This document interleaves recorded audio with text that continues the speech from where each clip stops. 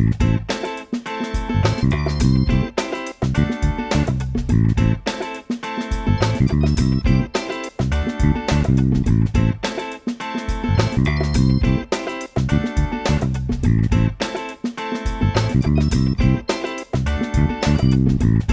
and welcome to Contain Mild Peril, the weekly dose of amateurish movie news. My name's Jack Shepherd, and joining me as ever is my co-host Arun. How's it going? I'm alright, how are you? Yeah, not too bad. I almost called you Cameron Smith there. So the ghost still looms large. I mean, I don't think I've filled his shoes up yet. I mean, I don't see a theme tune. Well, we're catching up. We only did 10 episodes and we're on episode 7 now. Or 8 if you count our bonus episode we did. Yeah. What bonus episode would that be? That'd be when we went through James Cameron's Spider-Man, which we've mentioned How could every week since we done it. How could I forget? Yeah. Right, so how have you been this week? Yeah, not too bad. Not too bad. I've been enjoying London Film Festival amongst other things. Yeah. No, it's been a good week. You know, just chugging along really. Yeah, fair enough. Shall we get down to it? Yeah, sure. So what have you been watching this week? Well, outside of London Film Festival, which we'll get onto in a bit, I saw Mia and the Dying Girl on Monday, which I know you love, and I liked a lot when I saw it in cinema last year. 2 years ago. 2 years ago. Was it 2 years ago? Brian? Yeah. At least. Yeah. I liked it, but there's been a nagging problem that I felt with all of these sort of movies. I know you saw Edge of 17 this week as well. Movies like that. And this is just, I enjoy them a lot. They're hugely enjoyable films. But there's just been some nags on me about the sort of depiction of teenage culture that I find sort of it's quite similar throughout all of these films. And that's probably just how egocentric they are. They're just very, very sort of self-centered, and they're based on essentially emotional development. But the way that emotional development takes place in the case of the Dying Girl is through the death of a girl. The death of Rachel, not a spoiler because I don't know. The way that the movie sets us all out on that one is a bit weird. The death of Rachel is considered more of a lesson than sort of actuality of her death as something that is grieved over and sort of treated humanely. I mean, the director I think realises this by sort of trying to characterise her a little bit more, and I understand that it's taken from the point of view of Greg, who's the central character. But my issue with it is that his character development is put above anything else, and I understand if it's seeing it through his eyes, but when it becomes an issue of death, it's not her death, is it? It's her dying. Yes, but it's before she dies. Well, no, he doesn't, does he? Because the way that the film reconciles it is by having this shitty voiceover about how from Rachel beyond the grave writing his recommendation to Kit, and it's just and it's just it didn't sit right with me, and I find this with a lot of the films around where this theme of personal development takes precedence over a lot of the more real issues that it maybe shouldn't be focusing on. It shouldn't be focusing on because of how it sets its stall out as being from the point of view of the main character, but still deserves something of a recognition as a real incident that is not just brushed off as something. It's close to being trivial, but it's not. But do you see what I'm trying to say? Yeah, Same goes for Edge of 17. But at the same time, it's hard if you're telling a point of view of a character. It's hard not to focus on that character. So you saying that it should focus more on Rachel and not on Greg? I think it should give her due diligence. I mean, I'm not saying it should focus on Rachel. I'm saying it should treat the process of her getting ill with a little bit more, just a little bit more not so sort of. It's always in relation to Greg, and as a result of that, it's in relation to him rather than her, and that's what the problem is. And the problem is that it's not. It's not done with, as much sort of sensitivity as you wanted to. But I think it does. They do realise that in the film. And that's why they sort of give her these cool characteristics. But it just doesn't seem to be, You're squeaking on your chair a lot. Okay, sorry. I don't know what you can do about it. But so yes, what else have you been watching?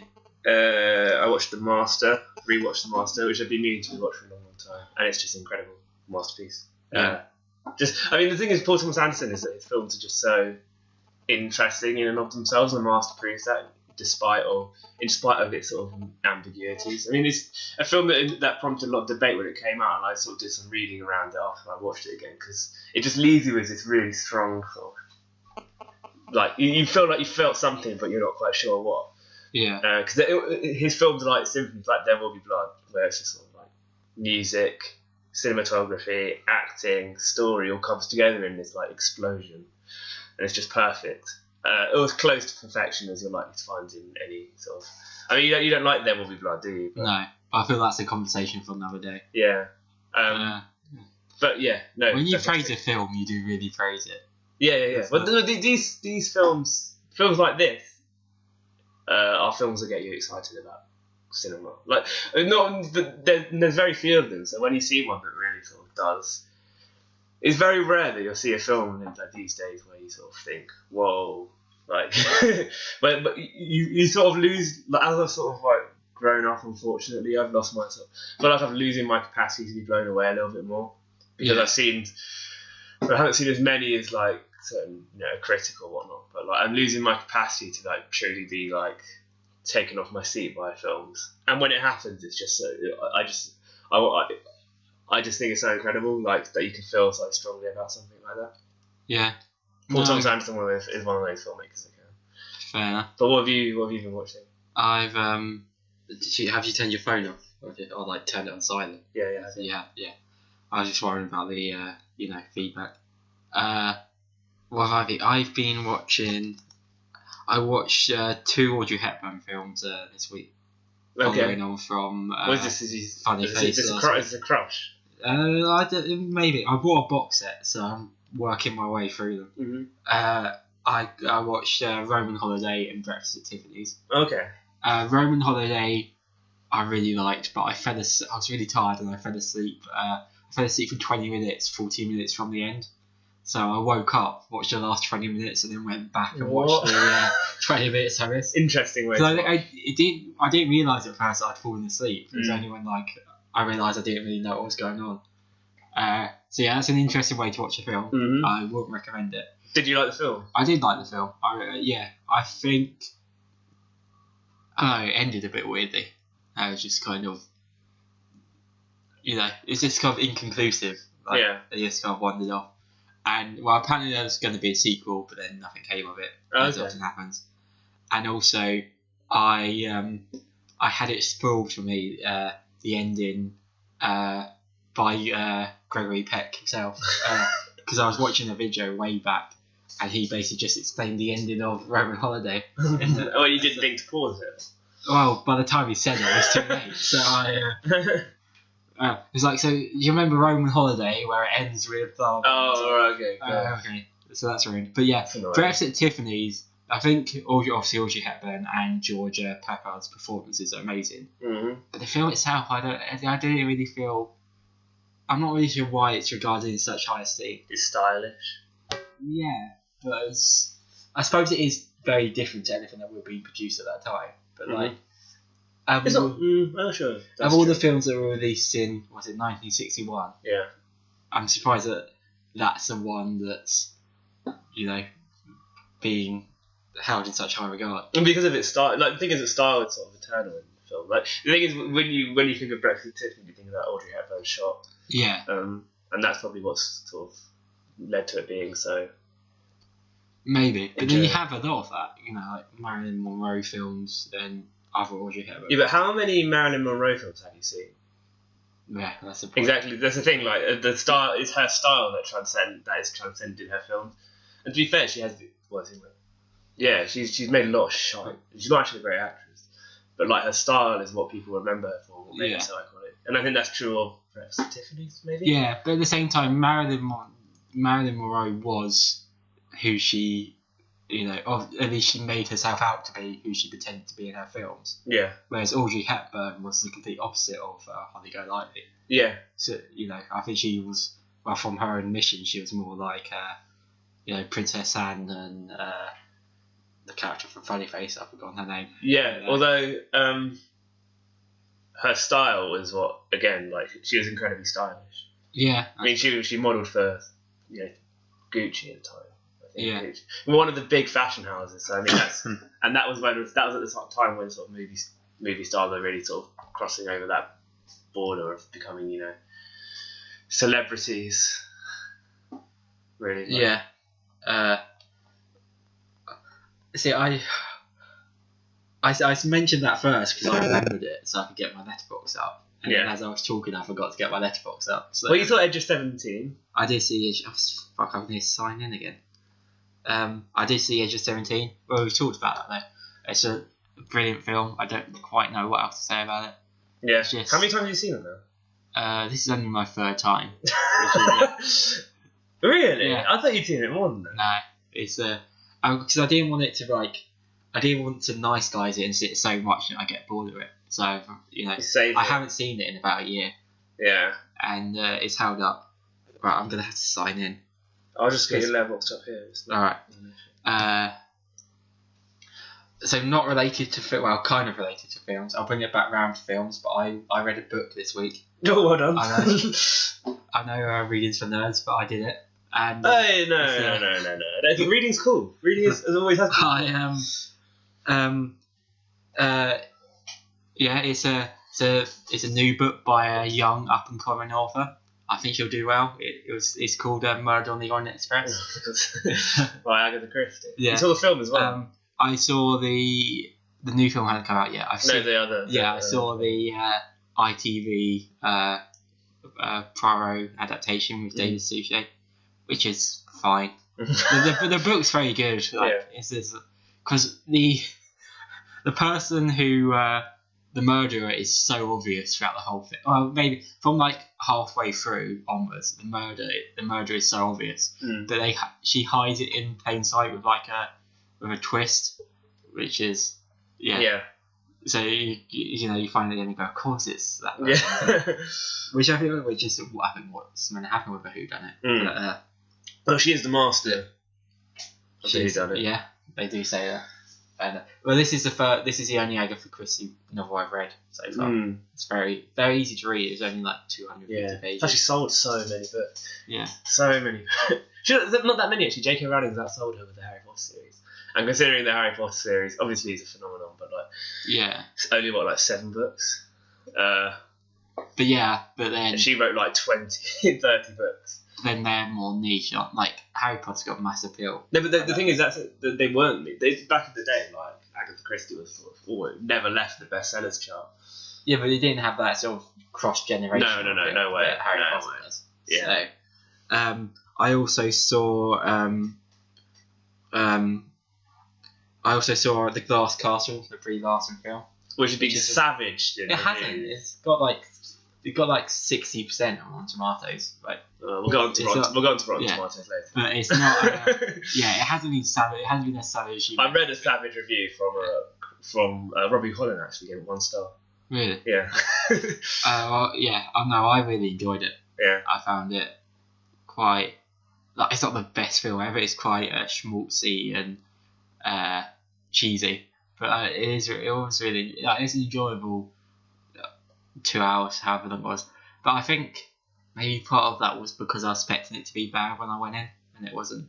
Well, this is an interesting sort of conversation, isn't it? Because there was this idea of how expectations play into it, and I was play into how you end up experiencing the film, whether or not they. Because I was listening to a critic talk about this, and he said that he goes into every film expecting it to be a masterpiece, as in but I think that's impossible. Yeah, I don't think you can actually do that if you try. If every film's a masterpiece. No, expecting. So it's like having the most open mind. So going into it literally with no expectation. Well, that's not the same as going and thinking it'll be a masterpiece. No. Going in with it, thinking it has a potential to be a masterpiece, which I think is a very fair maxim to hold, but it's impossible to do. Impossible. But also, I don't think every film's. Well, I know not every film's aiming to be a masterpiece.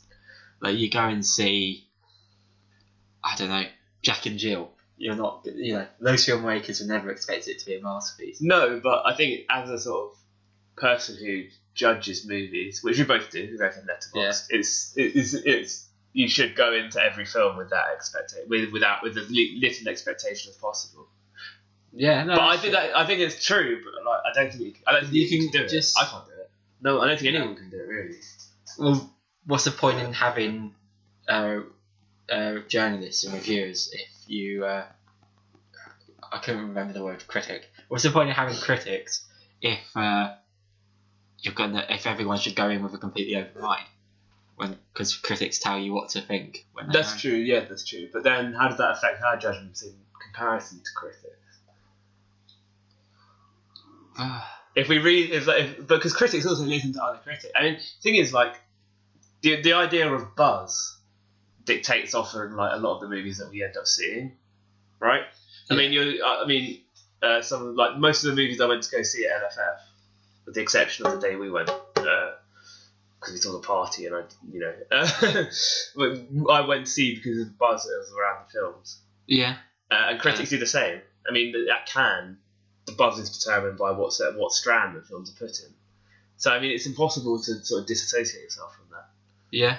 No. Even for critics.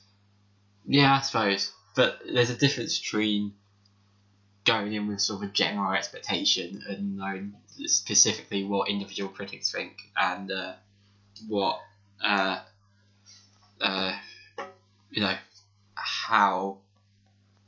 I don't know, how they expect you to think. I know, cut that bit out. that thought didn't really go anywhere. Yeah, and the last film that I wanted to talk about is I saw Gerald's Game. The Stephen King adaptation. Yeah. It's been quite well received, actually. It has been quite well received. I didn't like it that much. It's very... I don't know. Because it's basically just one character in a room for an hour and a half of the 100-minute runtime, just hallucinating. And I think you need to invest in that character, or you're not really gonna enjoy it. And like there are bits that I thought were well done, and there's a twist at the end which is quite interesting. Yeah, it's particularly interesting for a Stephen King adaptation novel, because it sort of subverts your expectations of Stephen King. Yeah. And it's very... There's just a lot of sort of... It's not particularly scary. There's just a lot of shouting. Wasn't the book wasn't like seen as one of the sort of lesser... Yeah, and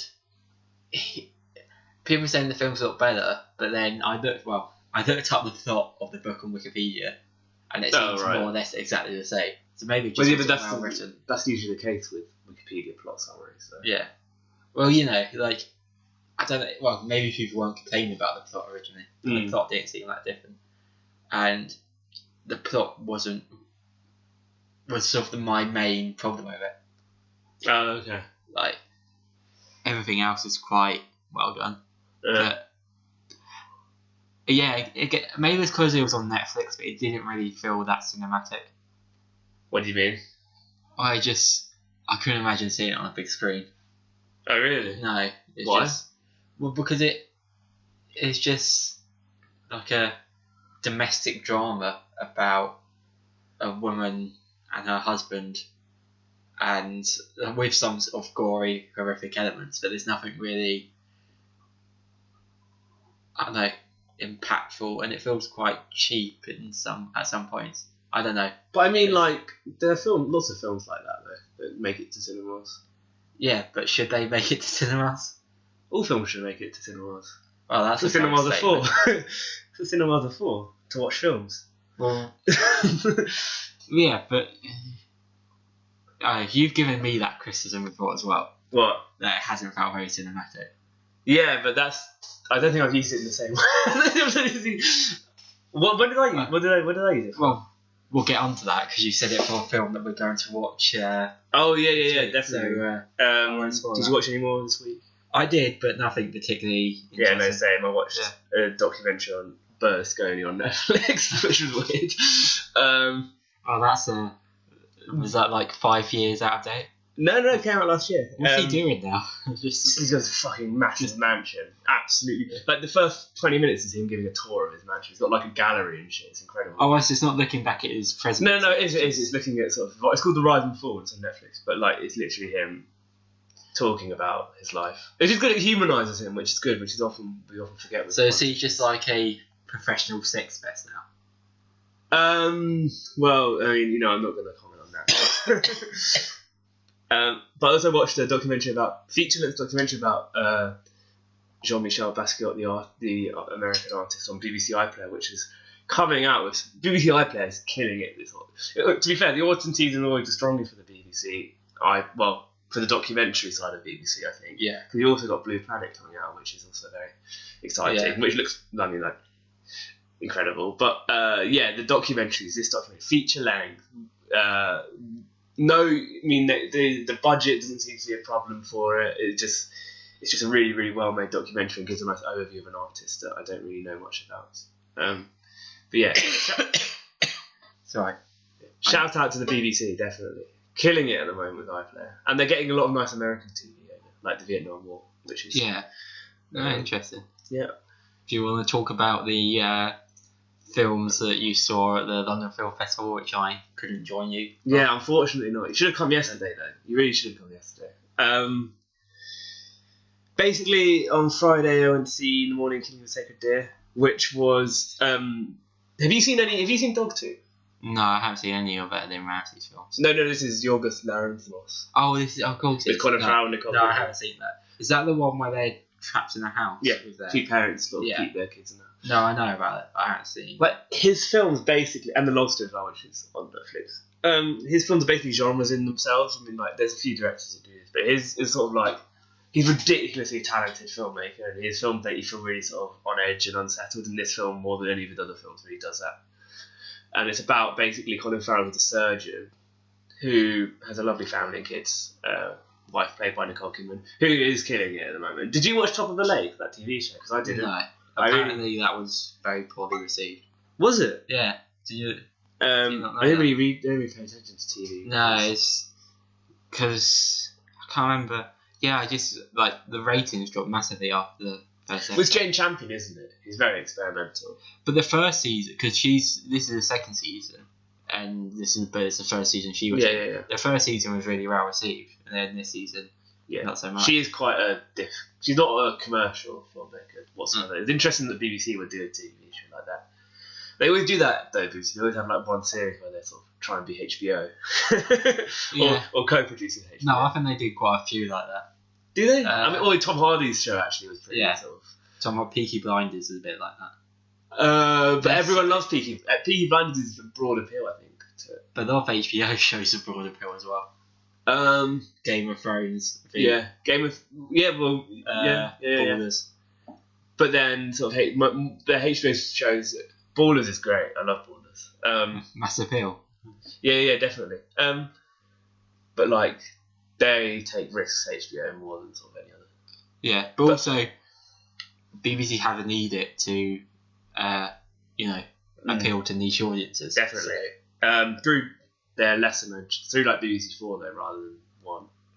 Yeah, well, I think even BBC 1 they've got to have a wide range of programmes. Yeah, definitely.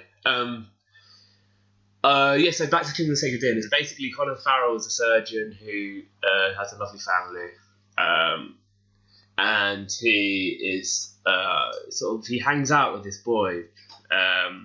Incredible performance by this young child. His name I've forgotten. This is really bad. Have I taken notes? And basically, it just ends up becoming this sort of really, really creepy film.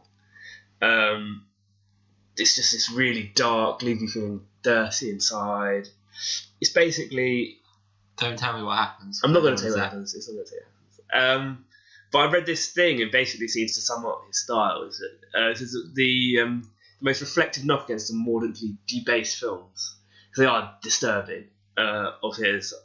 They don't seem to make any sense. The reason why is because the sense is to be made. It's only this sense that the characters are trying to make of themselves. And so when you sort of start thinking of his films like that, it's just like you can't. They sort of send your head spinning, and I left the cinema with my head spinning, not really quite knowing what to sort of think. I think it's absolutely fantastic. I think they really, really films like really like a gut punch of a film. Colin Farrell again, he plays a similar role to the Lobster, although loses a bit of weight and keeps his Irish accent, which is always quite funny. It's funny in a dark way, and you sort of laugh, and you laugh sort of tendentiously because some of the things are just quite repugnant. Yeah, no, definitely really recommend it. I think it comes out next month. Will not get a wide release because this is the most inaccessible of the films. I think it'll get a. I don't know. It depends how you define wide release. I don't think you'll struggle to find cinema showing it. No, but I think it won't be Hollywood blockbuster style release. Yeah. Then after that, so Happy End, which is Michael Haneke's new film. Sat in the same room as Mike Leigh. Yeah, a master watching a master. Interesting new films in post production. Yeah, about the Peterloo massacre. Yeah, that should be quite interesting. I don't know how he saw. He's very short and sort of slouched in his chair, so I don't know how he saw the subtitles. Maybe he probably speaks French. It's Mike Leigh. Isn't some of it in English as well, though? Not much, because Toby Jones. Not much. Toby Jones is barely in it. Interesting casting. I don't know, because apparently I listened to an interview with Toby Jones at Cannes, and apparently Mike Haneke just picked him out and said, like, I want you. Doesn't surprise me. He's a really good actor. But the character that he plays is just sort of. It's not one of those roles that you think, Toby Jones comes to mind. It's not one of those sort of characters. I can't think there are many Toby Jones roles where Toby Jones comes. Maybe not. I don't know. Maybe just saw him or something. But basically, it is. It's classic sort of Haneke. Like a lot of the themes, underlying themes, are exposed throughout. Characters' actions and whatnot. And if you want to know more about that, you should go back and we looked at Cache. It's similar. It's similar, very similar to Cache. It's not one of his best films, but his best films are sort of incredible. Basically, it's about this family in Calais who own a construction business, very rich, and it looks at the family's privileged life as a sort of sociopathy. So it sort of and cuts off the moral boundaries of the real world and their world, the sort of bourgeois world, and shows how it makes either side helpless, which I think is quite clever. He also shows he's really interested in YouTube live streaming. A lot of scenes are taken on Snapchat, and there's a really weird scene where you watch a vlog, essentially one of those vlogs where people review shit. Just watch that for 5 minutes because it's on a girl's laptop. But it's very grim. This is a satire that doesn't make you laugh. You laugh and you feel really bad. There's a scene where kind of like a Black Mirror type. But it's a lot sort of. It's not as obvious as Black Mirror. It's sort of a lot more subtle. What noise? Not an agonising scene where one of the characters is dancing hysterically to see his chandelier doing karaoke, and it's just so painful to watch. But it's also quite funny. So what's a satire of it? It's a satire of bourgeois life, right? Life is rich and powerful. Yeah. Toby Jones is in it and he's good. He's not in it a lot. Hooper, obviously, incredible. The thing is, Hooper, right, is just so effortless with her now. It's just so effortless. Alright, calm down. Check it out. Hey, I'm not. I'm not getting her box set and watching 2 movies of hers a week. And the other films I watched. The thing is, I messaged you there before seeing this because I realised I saw a news piece on Saturday saying it's this film is going to come out in February in the States. I was like, I can't wait till February to see this film. Would that be a wide release though? Amazon Studios are behind it, so I can't imagine this film being wide. This film. No, I mean with it because it won't be eligible for Oscar. No, it's not. That's why they realised. See, this is You Were Never Really Here, and Joaquin Phoenix won Best Actor at Cannes. And have you seen the GIF of his reaction to it? No, I may have. So funny. He who, me? What? And to be fair, I don't think I could have waited till February to see it, and I'm glad I went to see it. The shittest seat in this. It was only in Leicester Square, and I was sitting in the far left on the fourth row, so I was having to look at it like this, really near the speaker as well. And this is the film that's just sort of really just grabs you by the neck and just like takes you along with it for the journey. Yeah. Lynn Ramsey introduced it, funnily enough, the director, and she's like, I hate doing this. Like, I just sort of don't. She's just a normal Scottish. Yeah, woman. she does seem very down really, to earth. really down to earth. Like, you saw her in the street. You saw her in the street. You would not sort of think, because she makes sort of, and she's aware that she makes sort of high art, right? She's one of those directors which people are like, Lynn Ramsey, like. Yeah. She's one of those directors that loves to be analysed. Like her film, people love to analyse her films. Then maybe that's just a creative outlet, and then she can be a normal person. That's the thing. That's what she said in the Q&A. She didn't say much. She seemed really, really nervous. Yeah. And she's like, let the film do the talking. Let the film do the talking. And the film did the bloody talking, right? Yeah. She was meant to do a Q&A at the end. Didn't turn up. Really? So the audience was just waiting, and obviously, to be fair, she did say she didn't like. She hated Q&As, and respect to her. But this film is just sort of incredible. It's very short as well, isn't it? Yeah, and bloody hell. It's about basically Joaquin Phoenix's character, Joe, ex-soldier, works to sort of crack down on sex offenders, child sex rings. And it could go in the angle of, like, conspiratorial, like, let's look at sex abuse and the highest sort of areas of power. But it really just focuses on Joaquin Phoenix's character and this journey he goes on. And it's just incredible. I felt uncomfortable throughout the whole film. It's not an enjoyable film, but the soundtrack by Johnny Greenwood is just like it's loud, it's in your face, and the whole film is just so unsettling. I have a stipulation after watching this film, and it wasn't necessarily because his performance was so good, which it was, because it was just sort of, but it wasn't maximalist. It was very sort of internalized. Like a lot of the feelings that like his character Joe were going through were like behind the eyes. I think Joaquin Phoenix, if he was acting in more films, we'd be talking about him as one of the best actors alive. Just wondering what you thought of that. I think he is now on that level where you think, yeah, you have to sort of talk about him amongst the very, very best. I haven't seen enough of his films. Have you not? No, I've seen. He doesn't make many films, to be fair. And the thing is, I can think of her, and I've definitely seen more than that, but I just can't think of them. Gladiator. I mean, that was back. Gladiator. He was chewing the scenery too much. Everyone chews the scenery. It's fucking so long, that film. But yeah, that's a bit too. And his English accent is terrible. Mm. Why did he have to do an English accent? It's ancient Rome. An American accent's just as out of place as an English accent. Fucking Ridley Scott, like. Yeah. But who do you think is the best actor alive? That's a question, isn't it? I did tell you I was going to ask you this. I don't know. See, the thing is, I think it probably would be my favourite actor. Mm. But like Mark Rylance would be up there. But he hasn't acted in many films, so But I've seen him on stage a couple of times, and he really does. Like, it's hard to concentrate on the play if you're just thinking, all the attention's suddenly on him. Mm. Who else? Who else would you put up there? As like the greatest actors alive? Yeah. I was thinking about this, and now it might just be because I've seen The Master and this, you never really hear in the same week. But like Joaquin Phoenix is just like you say what? No. But I just can't think of anyone who I'd say is his equal, really, at this point in time. I mean, you just well, actually you didn't speak on me. You told me before. But I haven't thrown this on you, like. But even if I did try and think about it, I still don't think I could have. Because it's such a big. If I Google greatest actor alive, right, which I'm going to do now, it's either because Google comes up with these suggestions. So Edward Norton comes up, Leo DiCaprio, awkwardly Philip Seymour Hoffman comes up. Been updated for a while. Yeah, no, 2000. And these actors they can't hold a candle to him. De Niro, not anymore. I mean, to be fair, De Niro occasionally can, but like, what I think is so impressive about Joaquin Phoenix is that he's able to sort of play these characters who have so many different layers, often without saying a word, which I think is the mark of a great, great actor.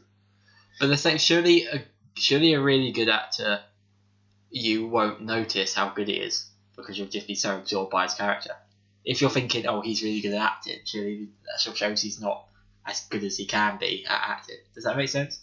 Not really, no. Because we award good actors based on that. criteria, don't we? Yeah, I know, but I mean, like, in retrospect, if you're as the film's going on, if you're thinking, you know, he's acting really well, then. But we think of you said you were watching the play by Mark Rylance, and you said you were thinking all the time about how good he was acting. Okay, I suppose.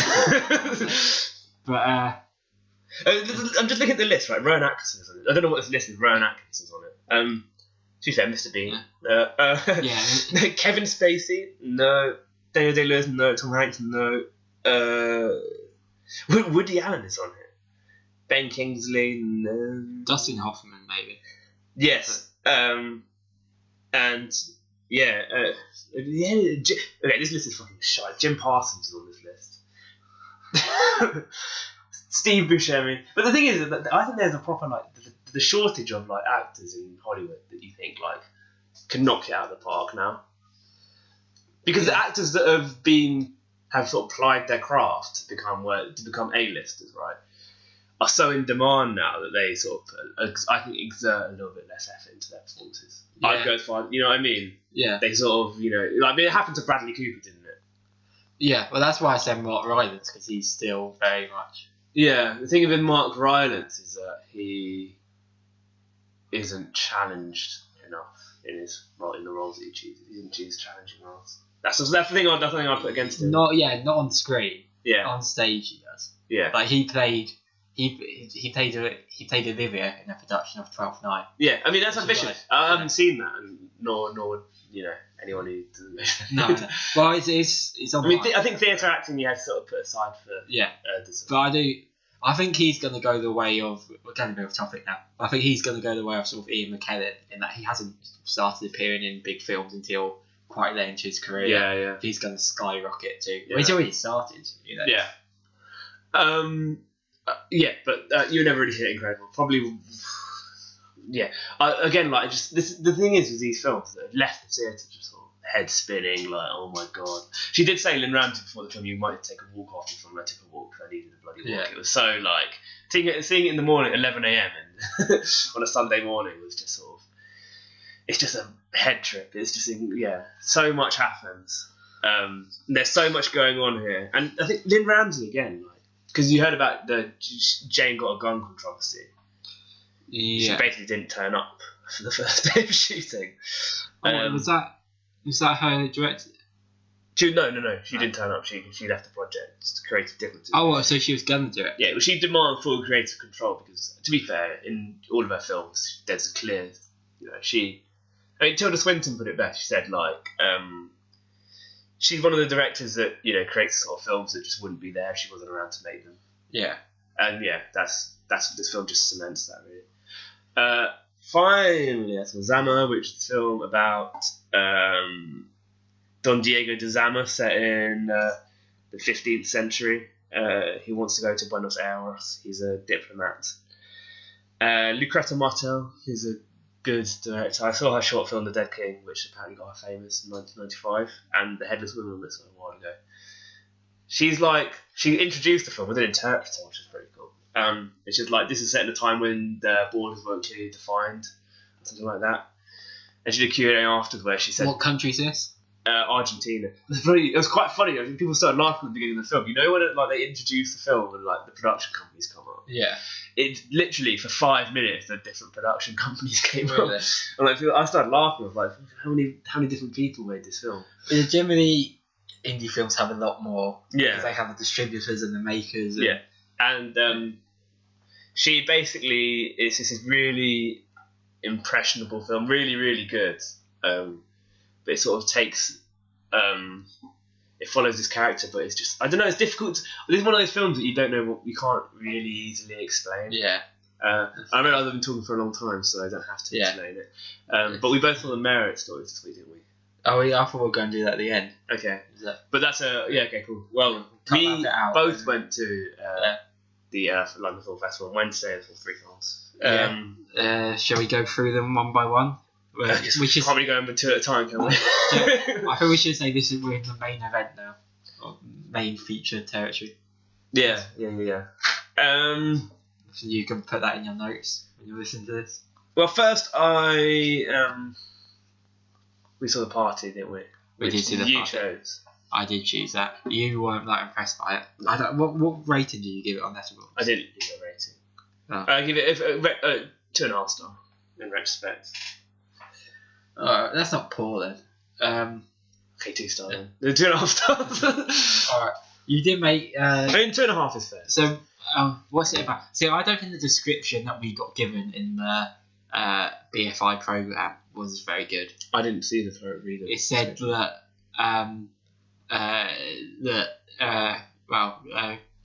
Kirsten Scott Thomas' character is promoted as Secretary of State, which is true, and then they have a party to celebrate. Secretary of Health, isn't it? Yeah, well, Secretary of State for Health. Okay. And then they have a party, and guests turn up, and it says that gradually throughout the night descends into bloodshed, which it doesn't really. Maybe it meant it metaphorically. I mean, it could. It doesn't really. Yeah. Does. It does. Yeah. Killian at the hands of Cillian Murphy. Yeah, well, there wasn't any blood really, was there? And it wasn't really shed. It was just. I mean, let's not get too technical. No, I don't think we should spoil any of these films No. because a lot of them haven't been released yet, and we don't. There's a lot to talk the about. party's out now.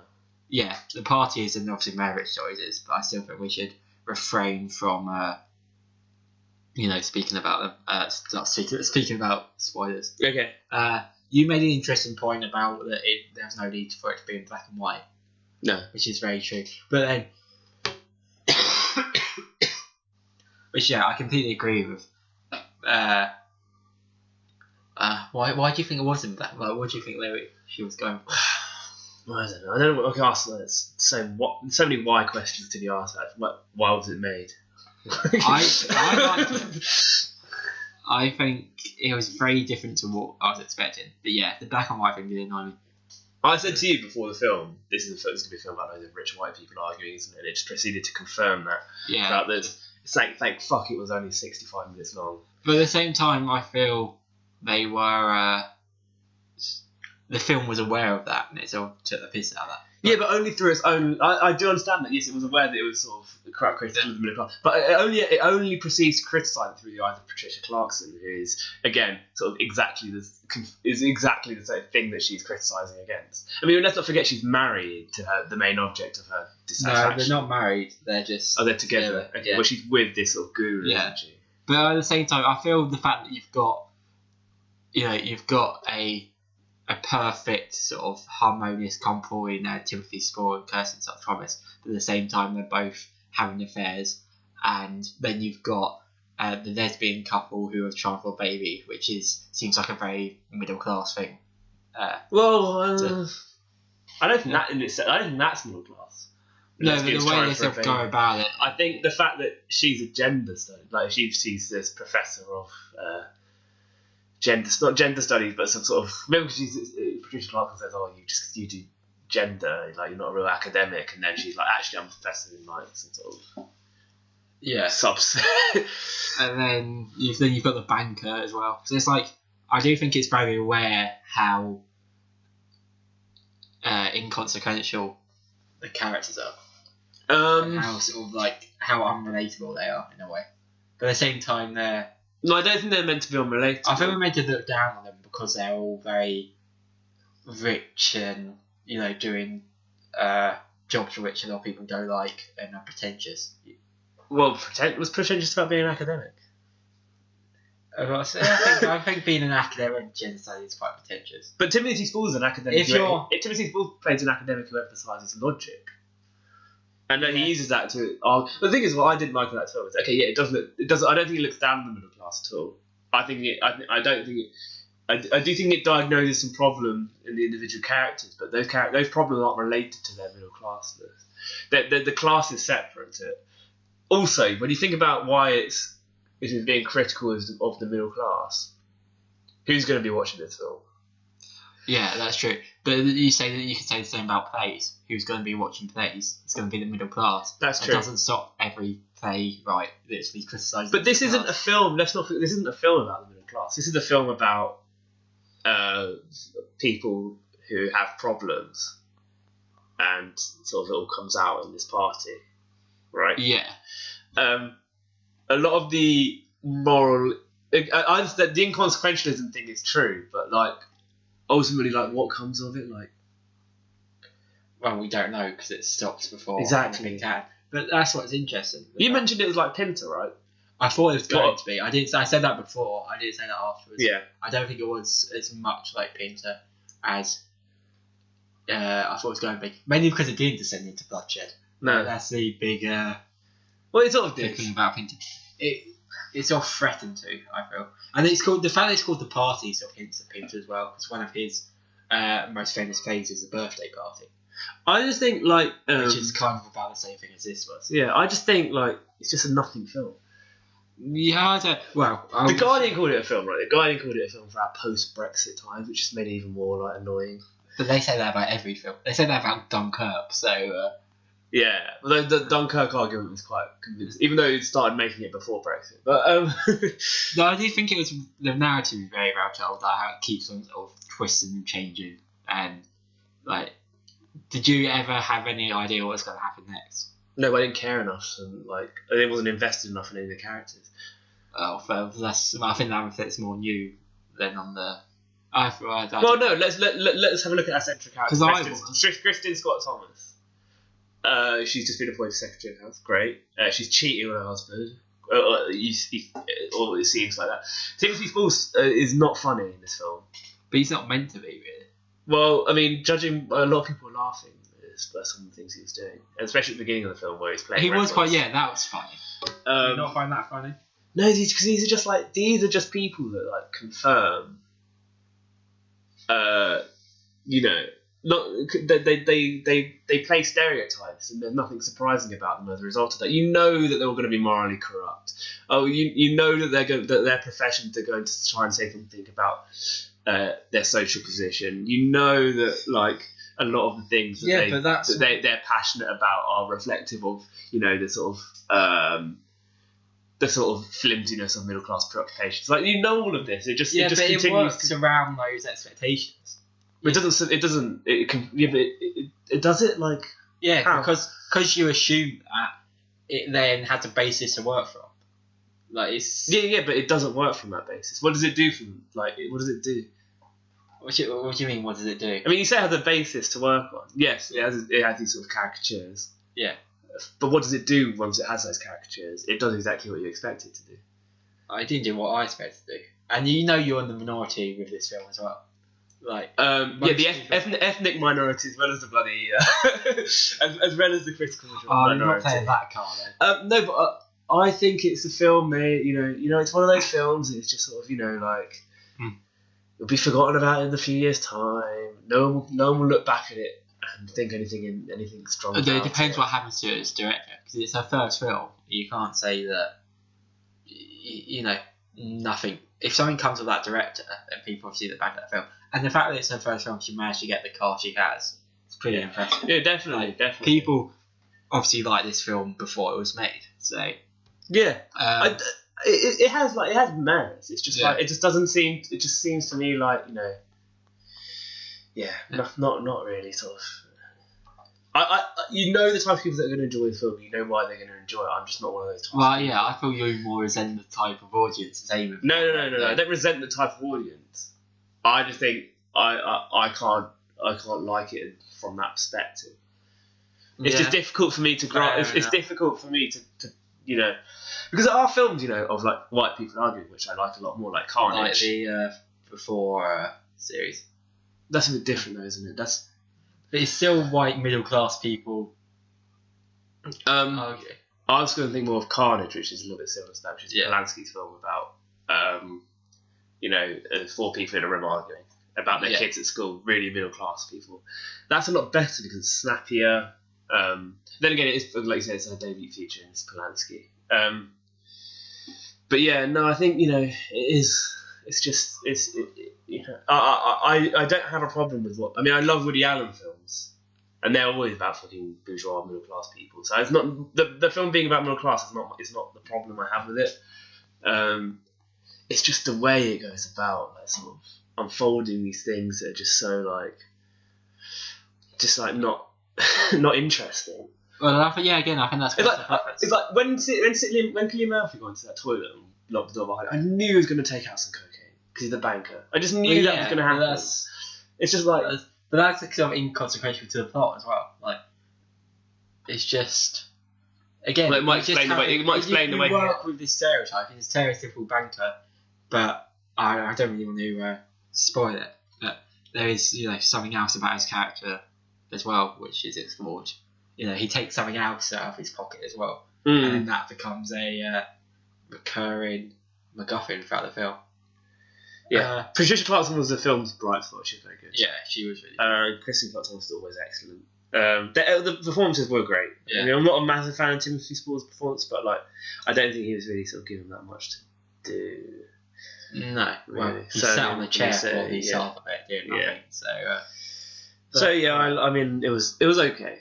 I thought in terms of rating this week, and I came up with this about a week ago now, so I'm very proud of this. But I thought in terms of ratings, there's no point doing anticipation because we didn't really have an anticipation before we went to see a lot of these films. Yeah. And in retrospect, because a lot of them haven't come out yet, so I've come up with a scale just for this week. If you want to go ahead, try this out. It's a 2-scale system. Oh, right.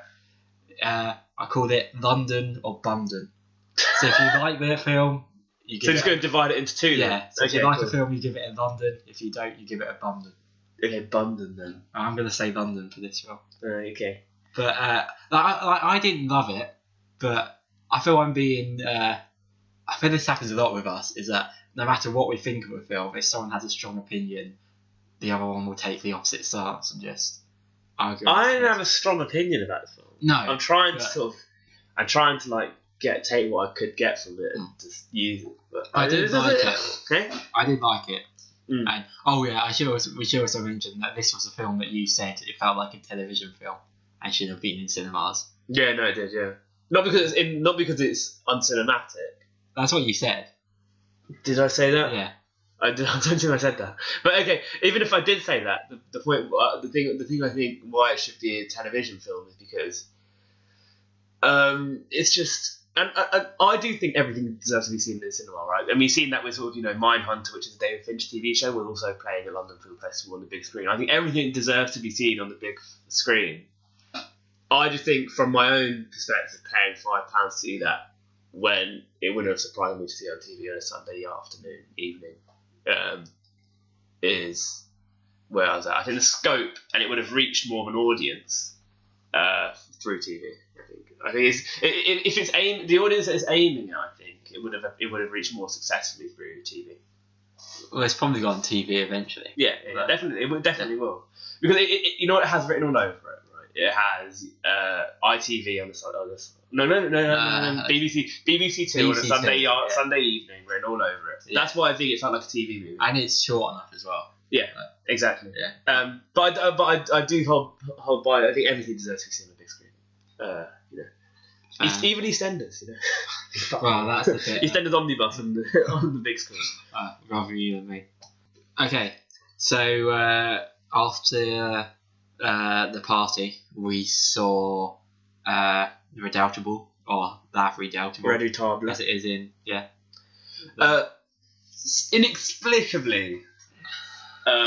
We should say what it's about before we start talking. Yeah, so introduce inexplicably, Jack. You've not seen a Godard film. I have not seen a Godard film. So it's interesting because you coming at it from that perspective. I have seen quite a lot of European cinema, but I haven't seen many French films. Not by choice. You don't like French films, do you? No, it's not by choice. You don't like French people. No, I don't know. I remember asking you last year, why don't you like French films? And you said because they're French.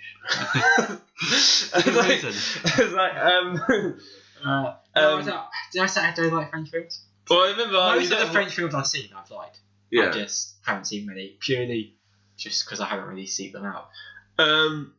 But okay, so this is a film following Godard and his relationship with his first wife. Yes. What's her fucking name?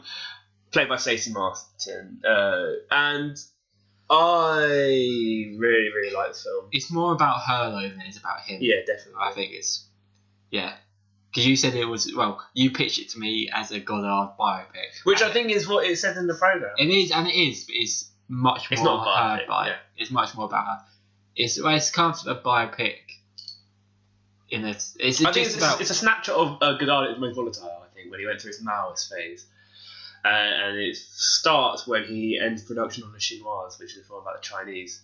Well, it ends production, wasn't it? Yeah, that's when it starts, when he ends production on the film.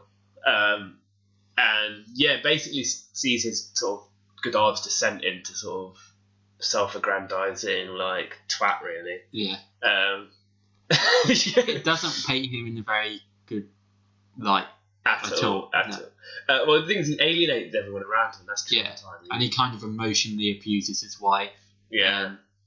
And you see this gradual downfall of this man, and sorry, I don't know if I interrupted you. Yeah, no, you're right. And Stacey Martin's character is just sort of like a satellite around him. Yeah. Because he gets involved in the student movement, which rejects him. He gets involved in the film. He's obviously involved in the film community, which rejects him. He's being rejected by all the things he held sacred and thought of himself as being a champion of. And he kind of sort of forces him to just work with a load of idiots. Like, it makes him out to be a bit of an idiot, I think, which is probably at that time was probably true. I mean, I don't really know that much about. I know the basic sort of broad points about him. Do you want to say that again? Yeah. But I know the basic sort of broad autobiographical points about him because he's just such an interesting character. And obviously his early phase, like his pre-filmmaking phase, where he was a critic with Truffaut and others at Cahiers du Cinema, where he championed this new way of film criticism and went out to make film himself, which ended up redefining cinema. It forgets all of that period when Godard was at his peak, and it introduces it as like Godard, the great sort of auteur of his time. Everyone loved Godard, and it puts that behind and just focuses on the period where he becomes more political, and because he thinks inherently, which I don't know anything about it, but he thinks that cinema is inherently political. And he takes that in this film really, like, in this period of his life, takes it really literally and goes... Well, I think he thinks that, but I don't think the film does, because, it keeps on talking about his comedies, and everyone's asking when he's going to start making funny films again. Yeah. So it's just like, people don't care about the politics, they just want the entertainment. And, like, if you want to make political points, become a politician. Yeah. And then he said to him. But I do think there's one scene in particular which stood out to me, and it's a scene where it's probably the first third of the film where they're in a restaurant and it's just them and an old couple on another table. Oh, yeah. They had to close the shutters because there was socialist protesters outside. Yeah. And the old guy complains that. We're like, good, I'm glad the shot. And then Goddard has a go at him, saying that it's good that these people are rising up and claiming, I belong with these people, I don't belong with you. Yeah. And yet he's in a restaurant, and it's a really posh restaurant. Yeah. He's in, it highlights his hypocrisy that on one hand that runs throughout the whole film. Is hypocrisy. I think it less so towards I think it went from highlighting his hypocrisy to gradually highlighting less hypocrisy and more idiocy. So I think he does try to change his approach, but he just does it in such a ridiculous and stupid way. Mm. And I feel we should talk less about Godard and more about the film itself. But the film is about Godard, so but I feel I think it keeps highlighting his idiocy, but then it's not. It's funny at parts, but it's not. I was really funny. I don't think it's funny the whole way through. I mean, the guy towards the end it gets less funny. Yeah, I think the guy who plays Godard, both Stacey Martin and the guy who plays Godard are very good. But he's very good at sort of these dry, witty comments and just. That's what Godard was like, though. Well, I'm saying he's very good at being convincing, doing these, and but then I feel the film's asking the wrong questions. Like it's just saying, it's sort of just like. Putting Goddard on the show, saying look why he was such an idiot, rather than question why it was like that and why these things failed. I didn't really tell you what. I found that. Yes, because there's a concept that Maoism, his association with Maoism is like quite damaging, and also the French intellectual climate at the time tried to sort of bring it to light, but didn't do enough of it. No. I think it tried to cover two broader periods, but I think there was no other way it could have done that. So I mean, they excuse it for that. But I think it was shot really playfully and nice. Like it was shot in a way similar to Godard's film and Femme, a woman is a woman. Should just said that really. They're butchering the French, and like in that it's sort of really colourful. It's sort of shot musically. The whole film runs to like a musical rhythm in the way that the characters interact. You know, the pace of life that they were living at the time, sort of reminiscent of jazz in a way. See what I mean? Yeah, no, I see what you mean. Sort of Parisian life that they live. And the sort of conversations they're having is sort of, you want to be in those rooms still, apart from at the end. You don't want to be in that car when they're driving back from Cannes. No. When Godard has said to his critic friend, basically, Godard has shut down Cannes with a few other mates. And his critic friend is going to screen his film. He didn't get the chance to. And that is sort of, that would want to be in that car. But yeah, he does become sort of really increasingly insufferable. It doesn't highlight the sort of more problematic aspects of that. It sort of still treats it quite lightly. Yeah, it doesn't. It doesn't even go to explain why Maoism is bad. But I don't think it needs to. Do you need to explain why Maoism is bad? I think it depends who you're aiming the film towards. Well, I did probably quite informed. I mean, people who know who Godard is, who will I suppose probably know what Maoism is. I mean, Godard's career is weird because he is a genius. And his films will last the test of time. His best film, but he was such an interesting. He's such a weird character. I mean, and this film. If there's going to be a film, I hope there's another film about him because this film doesn't really it doesn't know what it wants to look at. It looks at both of them, and it doesn't really sort of hammer in on either of them. But I do think it made a good point in that he may be a cinematic genius. That doesn't make him a political genius. Exactly, yeah. Same way you don't want Winston Churchill making a film. Exactly, yeah, definitely. None of his political films have been particularly effective either, apart from the film Socialism, which came out in 2010. I've heard that's terrible. Oh, it's got scathing reviews. I watched it, and so it was alright. Quite a lot of people like it, I think. Yeah. But, I think, because it's interesting, I think it likes to take its cinematic cues from Godard. As in, like, it definitely echoes some of the ways, like the title cards and stuff like that, and the colour. But yeah, I don't know. It's sort of because it just doesn't really know what it wants to do. I think I get the impression the filmmaker liked sort of the filmmaker. I don't know who directed. Michel Handanas, who directed The Master. I feel the artist. I was going to say. I think he's sort of. His voice is heard in the crowds that keep saying make comedies again. I feel he's an admirer of Godard's early work, but this period he began to find him insufferable as well. Most people think that though, I think. Most people then most people don't make a film about what an idiot he is. You know what I mean? Yeah, but I think he's only following the plot, like he's only following the trajectory of his career. I mean, he's bouncing back Godard's career path on the critical reception of receiving at the time, not his own interpretation. I don't know. I think. I mean, Le Chinoise crashed that film. I mean, that's not Handanovic is saying that. That's history saying that. Yeah, well, you could tell it was going to because it was made for the Chinese, and even the Chinese hated it. Yeah. So I mean, it's rooted in fact. I don't know why. Yeah, why did he make this film? Why was he so interested in this particular point in Godard's career? I think because a lot of people, because he is a dick, and like that scene with Bertolucci when he's walking through the streets of Rome with Bertolucci. Yeah. And this before this hilarious debate where this guy just screaming at him, like that's what's so fun. Like there's an Italian bloke just screaming at Godard, like fucking like you know what you're talking about, like. Well, I feel success is boring. Like who would want to see a film about Godard being a massive success all the time? I would, because that is peak Paris. But then there's the documentary Two in the Way, which is about him and Truffaut, which is about that sort of friendship and how that came on. Yeah. Right, shall we move on to our next film? Because we need to rate it. Should get anything else London, definitely London.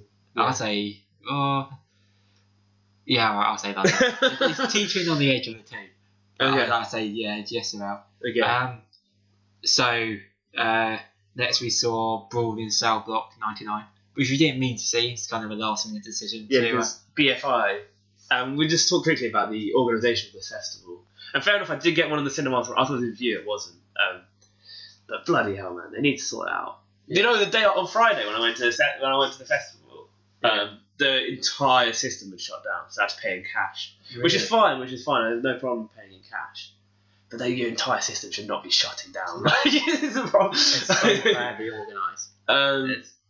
And generally, like, I think Londoners are quite good at organising things and like.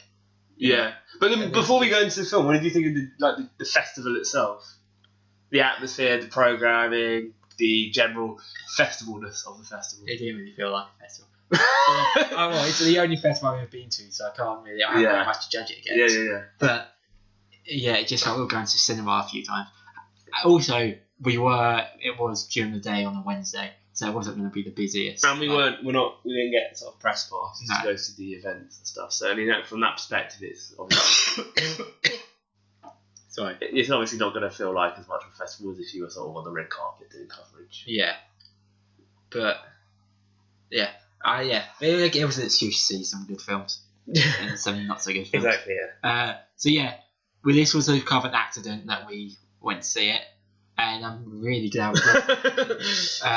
Yeah. Vince Vaughn himself introduced it. Yeah. He's in the film, obviously. Yeah. It'd be weird if he wasn't in the film. Yeah. But, and the director, who we probably should Google his name before he started. S. Craig something, I think. Zala. S. Craig Zala. S. Craig Zala. Yeah, and then he did a Q&A afterwards as well. Yeah. So yeah. Shall I explain the plot of this one since you've done the... Yeah, go ahead. It's about... So Vince Vaughn plays a character called... I can't remember what his name is. Probably. Is it? No. Anyway, so Vince Vaughn plays a character, and Jennifer Carpenter, who is probably best known for playing Deborah on Dexter, is his wife, and they... he loses his job at the beginning of the film, and so he becomes a drug runner to make some money. And during one of his raids, he gets caught protecting the police, actually, from just two maniacal colleagues of his. And then he gets sent to prison. And in prison, he's threatened by the guy whose drugs he lost, saying that he's got to kill this guy in cell block 99 of this other prison that he's not in. Or else his wife, or else something horrible will happen to his wife and child, which I won't divulge here because it's really horrible. Yeah, and then it still becomes just like comes out on Friday. It's like a gory action movie. Yeah, what did you think of this film? I really liked it. I think once you get on board with the fact that it's a slow burn, well, actually no, it's longer than Bone Tomahawk. It's the same now. Oh, it's the same length? It's more by a minute or two. It's like exactly the same now. I really liked it. Yes, it's a slow burner and it's really sort of dark, really violent. I really loved hearing the sort of oohs and ahs in the audience. It was really violent, but it wasn't really gory. It was like it was like bone crunch. No, it wasn't like Tarantino. Like it was like bone crunches and like there wasn't like blood splattered against the wall and. Mate, there was a fucking crushed face being dragged across the floor. But it was, there was an arm being vividly broken and bone sticking out. That was pretty cool. Right, so yeah. There was a head being chopped off and chucked down the toilet. In terms of mate, this is gory. Sorry, this was fucking. No, it was violent. There was I don't know. Mate, he gets the leg of a man. I don't know. Don't say you'll have to cut this out. What? It's spoiling the good parts. Right. I mean, this is not spoilers. I'm not saying it is too. No, but just I would want to know what violence happens before going in. Okay. I think that ruins it. But no, I just mean that it's more gritty. Like it's not sort of like cartoonish violence. Like, no, it's not cartoonish. It feels very kind of real. But it feels more impactful. Yeah, because of that, that's what I mean when I say it's not gory. It's not. It's not gore. It's not a gore fest. No. It's like.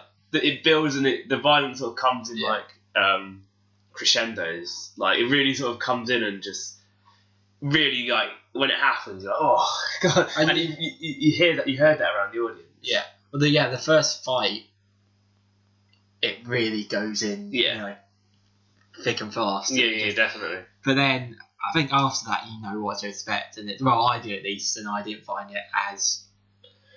I mean, just some of the inventive ways he came up with hurting people was still quite. Yeah. Like that. What was I going to say? I had a point in my head and it went. What do you think of Vince Vaughn in the film? I was going to say, can we come back to that? Yeah. You said it's a slow burn, and it is, but it never felt slow. Like it got to the end, and I thought there was still going to be another half an hour to go. It flew by because it was just so invested. Even though I don't know, there couldn't have been any violence until like coming up to an hour in. But it's just like even up to that point, like it's just sort of set piece after set piece, which is really interesting. It builds, and I think that's part of the reason because Vince Vaughn's character is actually so compelling in this film, and it's played really well. Yeah, he is incredible, and he's sort of the only star. I mean, he's pretty much in every frame of the movie, apart from save a few scenes. I suppose so. Just follows him around. Yeah, and he comes across as sort of a nice. Oh no, maybe not a nice guy because he's a drug pusher, but he's a a moral person who's kind of forced to. Yeah. He's a classic anti. Yeah, it's like the Shawshank Redemption thing that there's a straight man outside and he had to come to prison to. I thought its depiction of the prison system was really, really bleak. Yeah, but I wrote down it's kind of a dark fantasy not just the prison system, but everything. It's very unrealistic, but at the same time you believe it because it's so compelling and the characters are so. Well, I think it has a really hateful view on American justice. Like the way they threatened his wife. That's obviously not a real thing that they can do, but you believe it because of this sort of heightened reality. And I think it accentuates the worst aspects of like the prison system and what people are capable of doing, and sort of the sort of perspective it sets out, the story it sets out for itself. Yeah, like Don Johnson's prison, which he's transferred to. What's it called? Red something. Yeah, I don't know. That even the bits of that which are public and not public, but an inspector could see, that prison would be shut down immediately. Yeah, that's definitely. Definitely. Even in America. What I found interesting was in the Q&A, the director Zara, F. Craig Zara, I don't know what order his name is, but because they said it differently. They said it differently. The producer one. I think his name is. I think he's called his nickname Zara or something. Okay, well, the director mentioned that he was influenced by Sidney Lumet and Wong Kar-wai when he made this film. I thought this is a bit interesting as well. So, the Sidney Lumet, I reckon, sort of stems from Dog Day Afternoon, that sort of, and maybe a little bit of 12 Angry Men as well in there. In that he just loves the sort of relationship between this notion of justice in a muddy and corrupt world. Yeah. I think which is where that influence comes from. I was trying to sort of map it on when I was on the train back, trying to think about. So I always find it interesting when a filmmaker mentions the influences he takes into making a film, because you can sort of read it through that different lens. Bless you. Thank you. Yeah, you can read it through that sort of lens that they've taken a certain filmmaker's ideas and projected them in their own way and interpreted them in their own way. Yeah. Sidney Lumet was sort of quite interesting. Wong Kar-wai was just, I just couldn't for the life of me put that one down. I mean, I was like, maybe his use of colour, because he likes the dark blues in this film. Yeah, but I think his colour's just sort of appropriate to the themes of the film. Exactly. You're not going to have bright, happy colours in the film like this. Wong Kar-wai makes bleak films, but he makes them playfully. This wasn't playful. I think it was quite playful. It's fun to watch, wasn't it? I mean, it was hard to watch, but it wasn't like it was a bit of a But Wong Kar, this is where Wong Kar-wai is. This is nothing like a Wong Kar-wai film. But I was just thinking to myself, I was like, what the hell? How is this coming in? I don't think an influence necessarily means that you have to see. It has to be obvious what it was about his films that influenced it. It could just be watched, one of his films and suddenly an idea, sprung to mind. Yeah. But do you ever find that when directors do talk about their influences, you try and match them to the film? Do you never do that? Because I mean, Yorgos Lanthimos mentions that one of his influences is Haneke, and you can see the Haneke in that film. Yeah. And like in Killing of a Sacred Deer, and certain film like Christopher Nolan, Dunkirk. I don't know, the most obvious one actually of 2017 is Edgar Wright saying The Driver was an influence for Baby Driver. Yeah. And that is just like, you can match the two together, and it's I find it quite satisfying to do that. Yeah, fair enough. But I'm not saying you can't do that. I'm just saying that if you don't find those matches, that's not necessarily. He's not necessarily lying about it. It's just no. I'm not. Yeah, no. I mean, obviously, he wasn't being disingenuous. Different things will influence people. Yeah, definitely. I'm just saying that when I tried to find it, I just couldn't. That's all. I'm not saying he's lying. But yeah, it was really, really. I thought it was a really, really good film. I really enjoyed it. Yeah. Do you want to give it a rating? Yeah, London definitely. Yeah, I'll give it a London. It's probably my favourite film of the day. To be honest, a nice film to finish off on. I agree. And then finally, we've got the Meyerowitz stories, new and selected. In brackets. Yeah. Which is now on Netflix, but it was also shown at the London Film Festival. So we decided to discuss it as well. Yeah. Do you want to? Shall I explain what it's about? Do you want to explain? You explained the last one, so yeah. Okay. Basically, it's about Meyerowitz, Harold Meyerowitz, the main character. Well, not main. The patriarch of this family who has 3 children. He's a sculptor who, by the looks of things, wasn't so successful in his formative years, and is now retired from his tenure as lecturer. And it looks into the relationship between him and his 2 sons. One is played by Adam Sandler, that's Danny, and the other is played by Ben Stiller, and that's Matthew. And also his daughter, Jean. Who's the one who plays her? Elizabeth Marvel. And it looks into the relationship through a series of vignettes which focus on each character, and then it sort of concludes with this summation of like the family. It's a Noah Baumbach film, and I think it's his best film since The Squid and the Whale. What do you think? I really liked it. Yeah. I think all the performances are amazing. I'd say, everyone's highlighting Adam Sandler's performance. I don't think he's any better than any of the other actors, but I think it's just more that it's surprising how good he is because he's been in a lot of shit films. Yeah. We all know he can act. Yes, but you forget, don't you? I don't. Yeah. And also, something that I noticed about his character is that he's very similar to the characters he plays in his brackets. Not brackets. I'm gonna say that again. He's very similar to like the characters he plays in his stereotypical films, if that makes sense. Like what? What films? Like like Jack and Jill, Grown Ups, Happy Madison. Okay. Like these, But this is a serious, dramatic role, isn't it? No, but it's very serious in that it's very similar in that there's kind of like these kind of very sort of easily wound up, kind of like unsatisfied with life. I mean, it's less over the top, definitely, but I think like you can definitely see why he was cast in that role. Why? I just said because it's very similar to the roles he plays in it. But then, do you not agree? No. Do you think it's a completely different? You can't see why he was chosen to. I can see why he was chosen. I haven't seen many of his comedies, so I think like we should take the merits of his performance as what they are in this film, which is a really good performance. Like I think he unsatisfied with life. Check. I don't think this role was written for him. I do. Do you? Yeah. I don't know if Baumbach has said that it was. I don't think he said either way, is it? Yeah. Maybe, I don't know, actually, maybe. Because I don't see why you would have cast him if you hadn't had him in mind. Yeah, maybe. I don't know. I don't think Adam Sandler would audition for this role. I don't know. Um, yeah. I don't know. I think obviously the focus will be on this and performance because it is like you say unexpected. I think Ben Stiller was really good.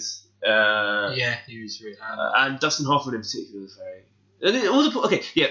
Let's put aside the performance because everybody in this film is excellent. And I think this is a really perfect late career Dustin Hoffman performance. By the way, I think he really,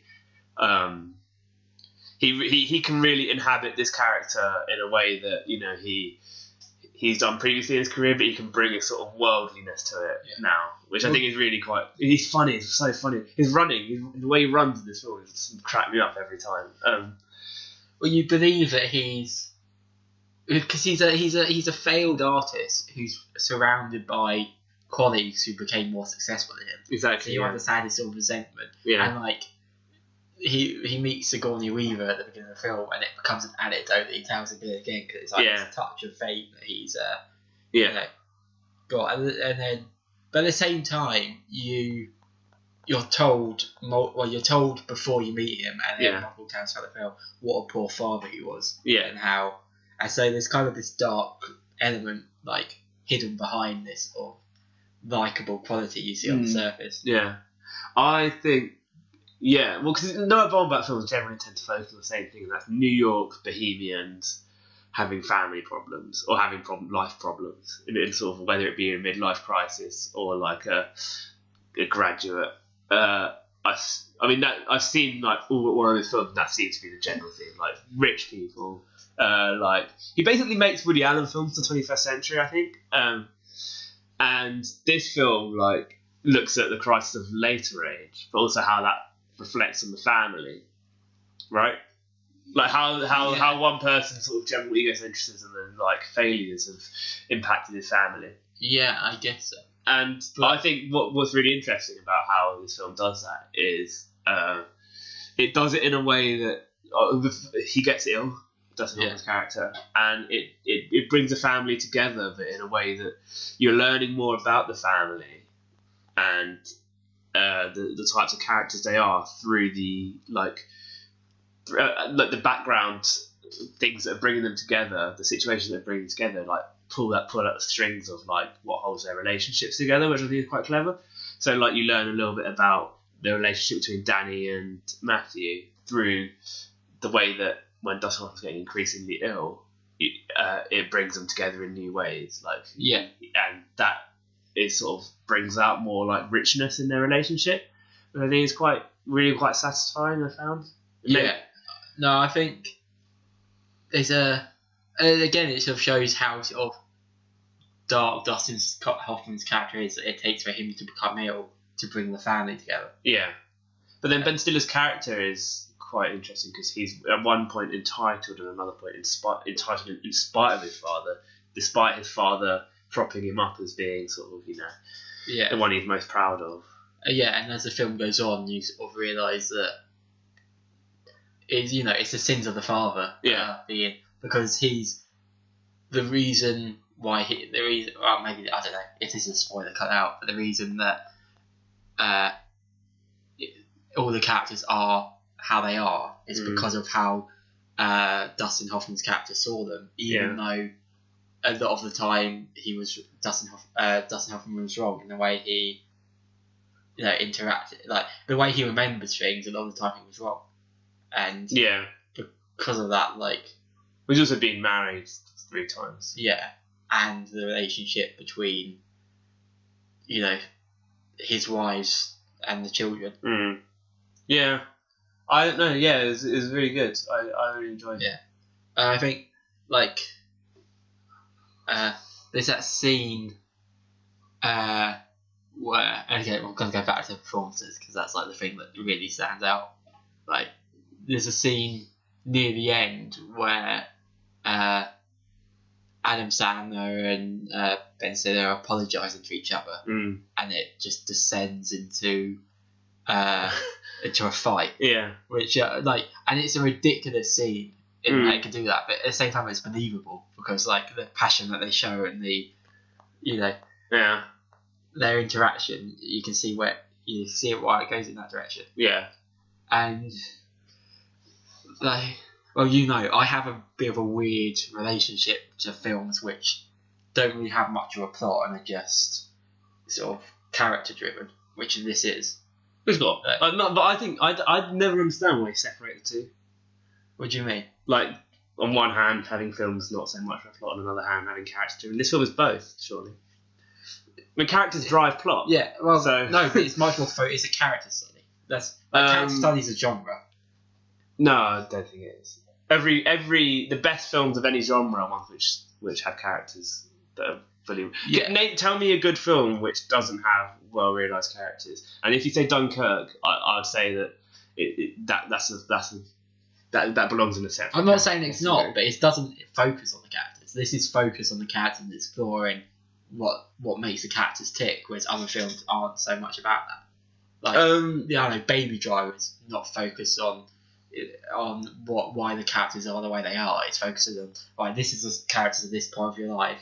You're going to see what they're going to get up to for the next 2 hours. See, I think but that film does much about Baby as it is. Can you not see the difference between Manchester by the Sea and Star Wars? The fact that they're focused on two different things. Yeah, but I wouldn't call. Yeah, but I don't. I resent this sort of categorization, this separate categorization of character study. I think there's differences there, but the differences aren't sort of. You wouldn't put the emphasis on the character is a point, but I don't think it should be taken as a separate sort of type of film. Well, no, because I think before I so rudely interrupted. By what? I think that like these types of films, like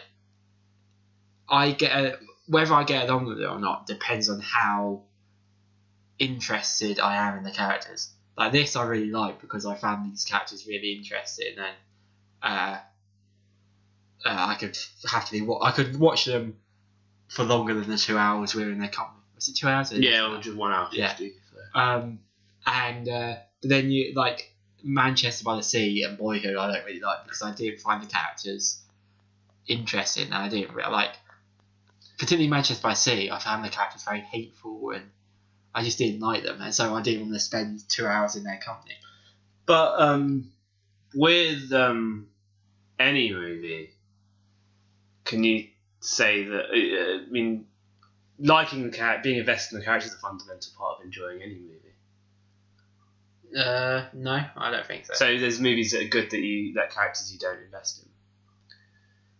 No, you invest in the characters, but so that's what I mean. Like that's what I'm saying. Like this idea of character study, because like as much as films about a film that's emphasised on because that's emphasised on a particular character and like you don't need to like the characters to appreciate a film like. I'm not saying I'm saying invest in. No, just yeah. Well, no, because you don't invest in the characters for every film that you like. Like you probably won't love the film if you don't invest in the characters, but you can still like. I don't particularly invest in the characters in the James Bond franchise, but I still enjoy watching them because they've got, there's other things going for them. Yeah, there's plenty to distract you, but yeah, I do think you invest in Bonds. So I don't think you do. Because why would you be interested in what he does next if you didn't invest in him? But you don't. That's the thing. You can't say. So the Bond films, you know nothing about Bond really. Yeah. Well, the Daniel Craig's trying to introduce a backstory, but that's That's by the by. Whereas like Meyerowitz Joys and Manchester by the Sea, they're focused on the characters. It's about the characters. You explore who the characters are. You don't do that for Bond. Yeah, no, I agree. That's why I define these films separately, because it sets out trying to explore the characters. If it wasn't for that, it had no point. Yeah. If you didn't learn anything about Adam Sandler or Ben Stiller's character in this film, it would just be about a guy who got sick. Yeah. But I think it's a sort of, this taxonomy of like we have to put films in boxes. Often gets in the way of the way that we would. Yeah, but them. I put the films in these boxes. This is how I relate this film. This is how I rank the film. But my point is that to sort of investment in characters is essential to the enjoyment of any film. That's just my point. That's what my point is. Yeah, I don't disagree with you. I'm never saying that. I'm just saying that this, I was comparing this to similar films, which is character driven. Is it similar to Manchester by the Sea? Do you think? In that it's focused on it's a character exploration. But Manchester by the Sea explores grief. This explores like family unity. Yeah, well, exactly. It's like On Netflix. It's like considered. They put it as a comedy. Did you find it funny? yeah, I found it. Did you not find it? Yeah, no, I did. I'm I just found saying it really funny. Yeah. I would say it's a comedy drama, and it wasn't listed as a drama on the. No. I think it was quite funny. It's a tragedy as well, really, in a way. Why? Because all the characters have all this sort of pent up emotion and all this blame that they've got to. Yeah. And it ends with I shouldn't say how it ends, but cut this bit out. It ends with like a metaphorical killing of the father, in that he just leaves him and says his goodbye, says what he was going to say. Yeah. So yeah. Anyway, shall we rate it? Yeah, go ahead. Are we doing the back? We went back because you did mention it in light of London Film Festival. So yeah, I think we should keep with the system we're doing this week. Okay, cool. I would give it in London. Yeah, no, same. So I've given all 4 films to London. Yeah, I've given all but 1. Yeah. So it's been a good week, a solid week of London Film Festival. Yeah. I haven't seen a bad film. No, I do. I'm looking forward to getting back to our regular service next week. Considering we've had 2 weeks doing something a bit different. I want to just bring up this issue actually because I think it would be quite good to discuss on the podcast. But at the end of the party, everyone started clapping. And you have a problem with people clapping at the end of films. You should tell the listeners why you don't like. Because there's no one there to appreciate the applause. You're just sort of showing everyone else that you appreciated this film. Why do I care what? That sounds a bit rude to say. Why do I care what you think? Of course, if you're listening to this, I do care what you think. You should write into us and tell us. But I don't care what Jane Smith sitting on the bottom left-hand row thinks about this film. It's the same. She's not telling you. She's just clapping. No one she's just clapping. Yeah, they do. They do. We just didn't see any films that were booey. At a film festival. Yeah, anymore. But not in the general cinema. No, there's film festival cinemas aren't general cinema. No, it's like the ones when we saw Brawl and South Night Time, I clapped at the end because the director was there, so he could appreciate the. So the director not hearing me now. The director. Well, it's the same. If he's standing on the sideline. You applaud at the end of the play because the cast come out, to accept your applause. Yeah. If that didn't happen, I don't think anyone would applaud at the end. Mm. You're applauding as a thank you. You're saying thank you for entertaining me for these 2 hours. Who are you thanking if there's no one there to appreciate it? Okay, cool. All right, well, fair enough. I applaud a lot at the end of films, but I should stop broadcasting my emotions to everyone that doesn't care, and so should other people. But are we going to go on to news now? Yeah, let's get into news. Do you want to do the Martin Scorsese thing? Yes. Okay. Yeah. Sure. Should we talk about this first and then Last Jedi? Okay. Right. Do you want to introduce it? Basically, Martin Scorsese has had a go at Rotten Tomatoes and said that we're in this current move. It's made film criticism lazy because box office has become like a bit of a blood sport, really, in which we, films are made by market research, and generally, people want blood when they go and find films. They want a yes or no answer, and Rotten Tomatoes cements this yes or no answer. Is it good? Well, it's got 70% of Rotten Tomatoes, so it must be good. It makes us lazy as spectators, just into sort of these mindless consumers. And it makes critics' jobs a lot easier because they can just sort of tick it off in one way or another. They have to be more sensationalist now because people only listen to outrage in today's age of social media and instant news when no one reads. Basically, that's what he's saying. And it's getting in the way of genuinely inventive filmmaking like Mother. Why are people so quick to react to Mother? Why are people more interested in its cinema score than its content? And it gets in the way of film criticism because we are no longer allowed to sort of process our own thoughts or find that to really assess something we we don't have to give an instant reaction. It's like Letterboxd, basically. What he's saying is that when I get out of a cinema, I have to give it a star score immediately. Yeah. Why are people not wanting to digest their films anymore and not willing to read thoughtful criticism anymore? We just want a yes or no answer, and we're just chasing the next hit, basically. I disagree with a couple of those points. Firstly, I don't think film critics are getting lazy. Like, they still write thorough reviews. Yeah, lazy is probably the wrong word. More yeah. sensationalist, I think. Maybe, but I do like, I'll say I agree with maybe half of that and half, but I don't agree.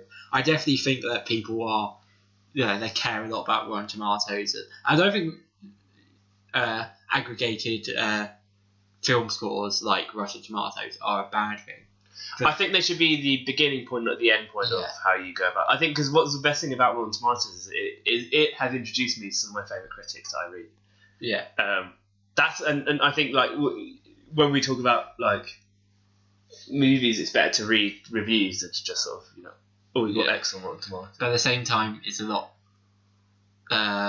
Takes up more time to read a load of reviews and just it's got a 70% score on Rotten Tomatoes. That's lazy. Yeah, I know. Well, no. That's the sort of laziness that he's tackling. I think that's what he thinks. Why don't people want to read reviews anymore? Why do we just want a yes or no? But I don't think that's just about films. I think that's about life in general. People are moving a lot quicker. Maybe it is, but he's not talking about life in general. No, but you can't. It's one and the same. It relates to the same problem. Yeah.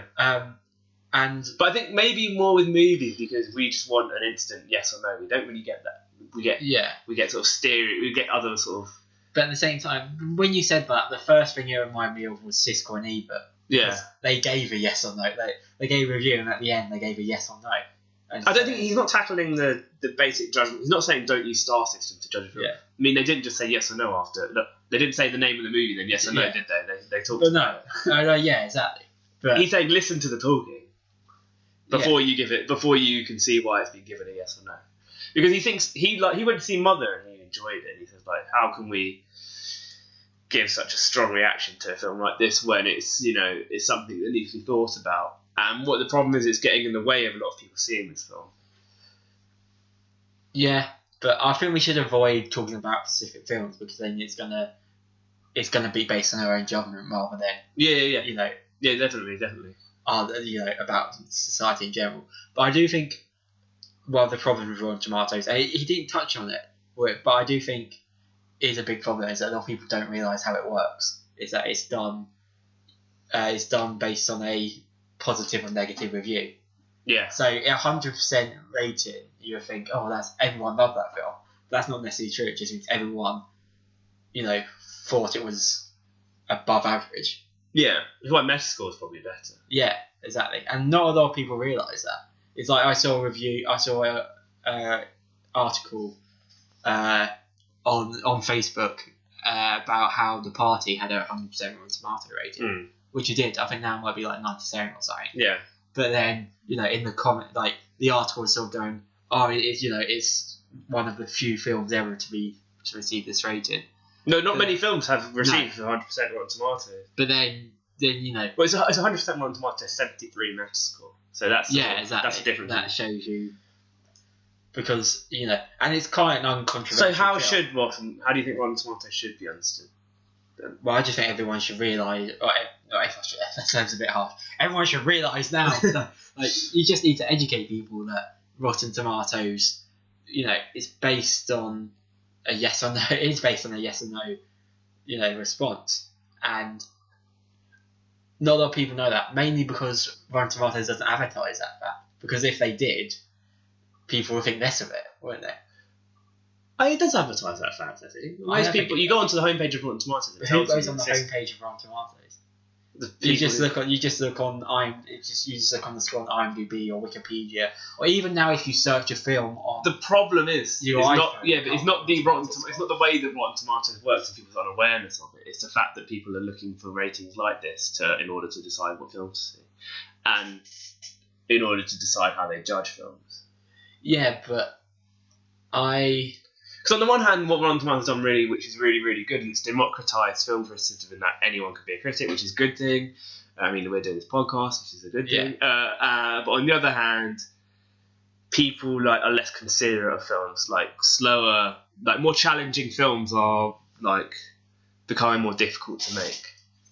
But it depends what you mean by people, because that's a very broad assertion. Like some people would never read film criticism anyway, or at least not before seeing a film. They'll just go, "Oh yeah, I've heard it's quite good. I'll see that." Yeah, word of mouth is still the most powerful way of seeing a film.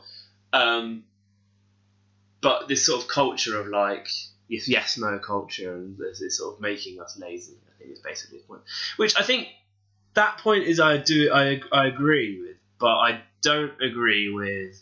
I think he's a little bit sort of out of touch, because I think the people that really do care about films are using Rotten Tomatoes as a gateway and not the sort of conclusion of their judgments. I mean, it opens the doors to a discussion between where we are now allowed to be involved, whether it be on Twitter, doing a podcast, or whatever. We are now, normal people are now allowed to get involved in the conversation, whereas beforehand it was, pick the paper up and see what the critic is saying. I think that may be part of the reason why a lot of critics don't like Rotten Tomatoes. It's a bit of a threat. Yeah.